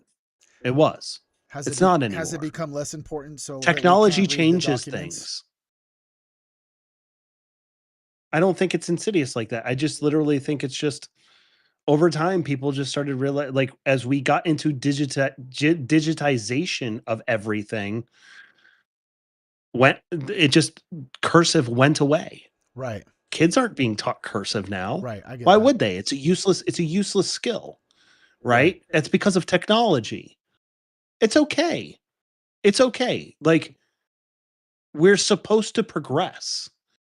And progression is not a straight line. It's this. It's jagged. It's sawtoothed. I agree. You know? 100 I agree. And that's the reality. That's why I don't get doomerish about technology. That's why I use AI when I believe that AI might be the tool that becomes our destruction. I agree. I think I'm 100%. I think that the the integration into our life is, like you said in the beginning, I've never actually heard anybody say it like that, is like, you're right, dude. AI is can be a destructive thing in the long run, but it is by far the most amazing thing that humans have ever created ever. If I take a hammer and some nails, I can build you a house. Right? I could also turn around and smash your fucking skull in with that fucking same hammer. Right. And kill you. That's AI. Right. It's a tool. But it's not the AI's fault. The tool itself has no It's not the AI. It's not evil or good. It's just a tool. The individual using it decides what side it's of the the person spectrum. who picks it up, their intentions. My doomerism around AI is not about AI. My doomerism around AI is the people that wield it. The people that decide what it does. Because it could bash our fucking skulls in. Right? But it's only going to do that if the wrong people are handling it, which I think the wrong people are handling AI. That's why you can hear me be so absolutely vocal about the dangers of AI and the people wielding it. And yet I literally have Claude Code open 24/7. For sure. Right? Because also sometimes you got to fight fire with fire. Right. I can't afford a research assistant to do research, or a team of research assistants to do research for me. I can use web though to help me parse through so much information that I could never read myself. Right. And that's where it's like I don't get doomerish about AI. I am super pro AI. I just had the I'm just thought. very aware of it. What about putting a voice chat in web so that people can conversate with the bot? We don't, because it's an expensive thing to do. Voice chat is to even run it, right? It's just like, so let's say you ask a question, then that costs us 4 cents. Yeah. Now it would probably cost another 8 cents to have that translated, like from voice to text, texted down, and then run through 11 Labs or some sort of voice thing that has a cost. Yeah. And then it's got to give it back to you. And then instead of you typing in a question, you're going to talk. Then so now asking a question isn't going to be 4 cents. It's going to be 12 cents. It's going to be 15 cents, right? Or whatever it's going to be.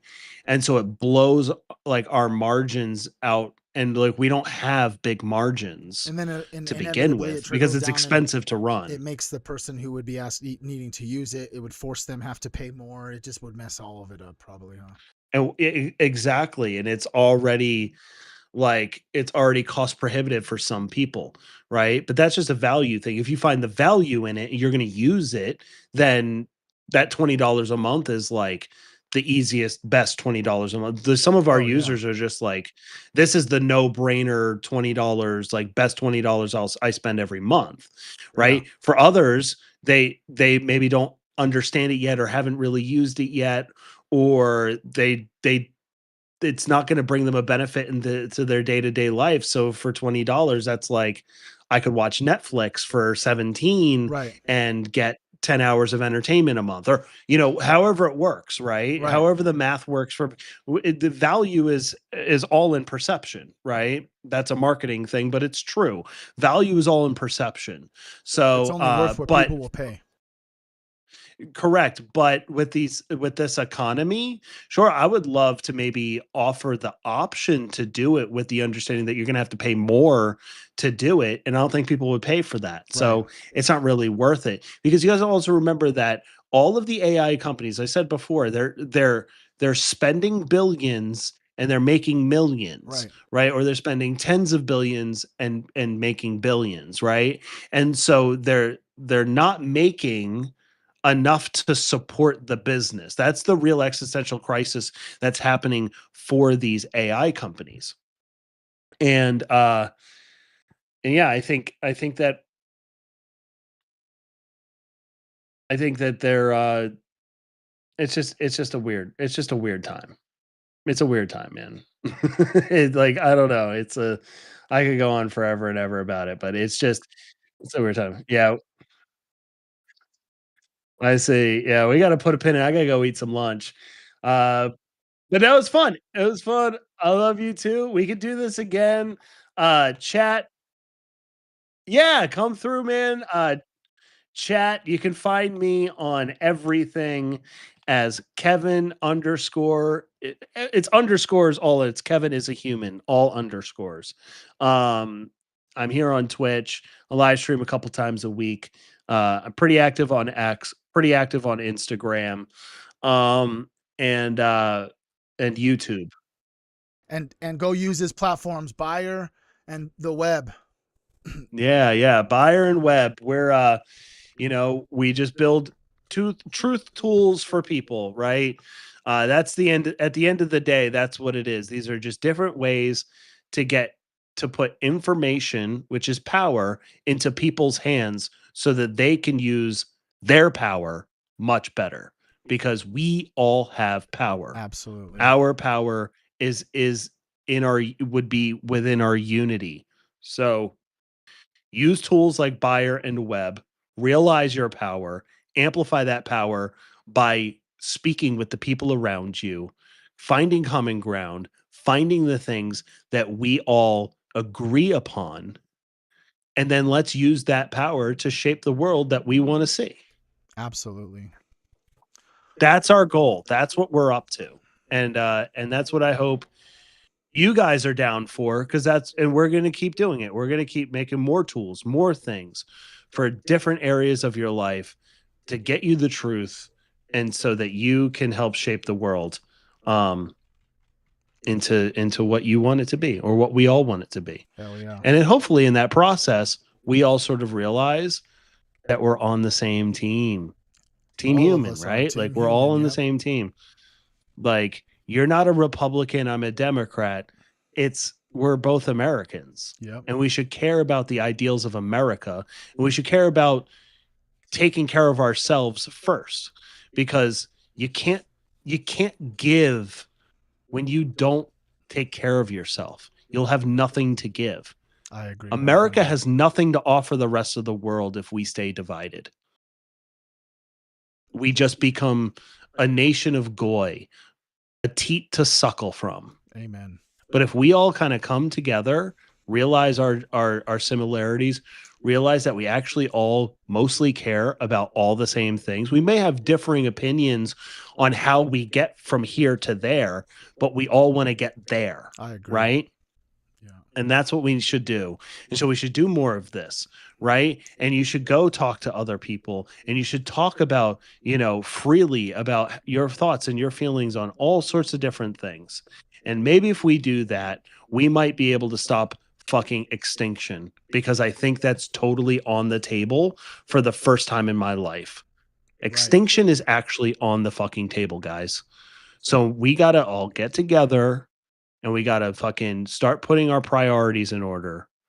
And we got to start talking it out, looking for our similarities, and stop treating everybody like our fucking enemy. Let's fucking go, Team Human. All right, bro. I love you guys. I love you. Peace out. This was fun. Let's do it again. Stay for sure. blessed, Team Human. Have a great Peace. day. Bye.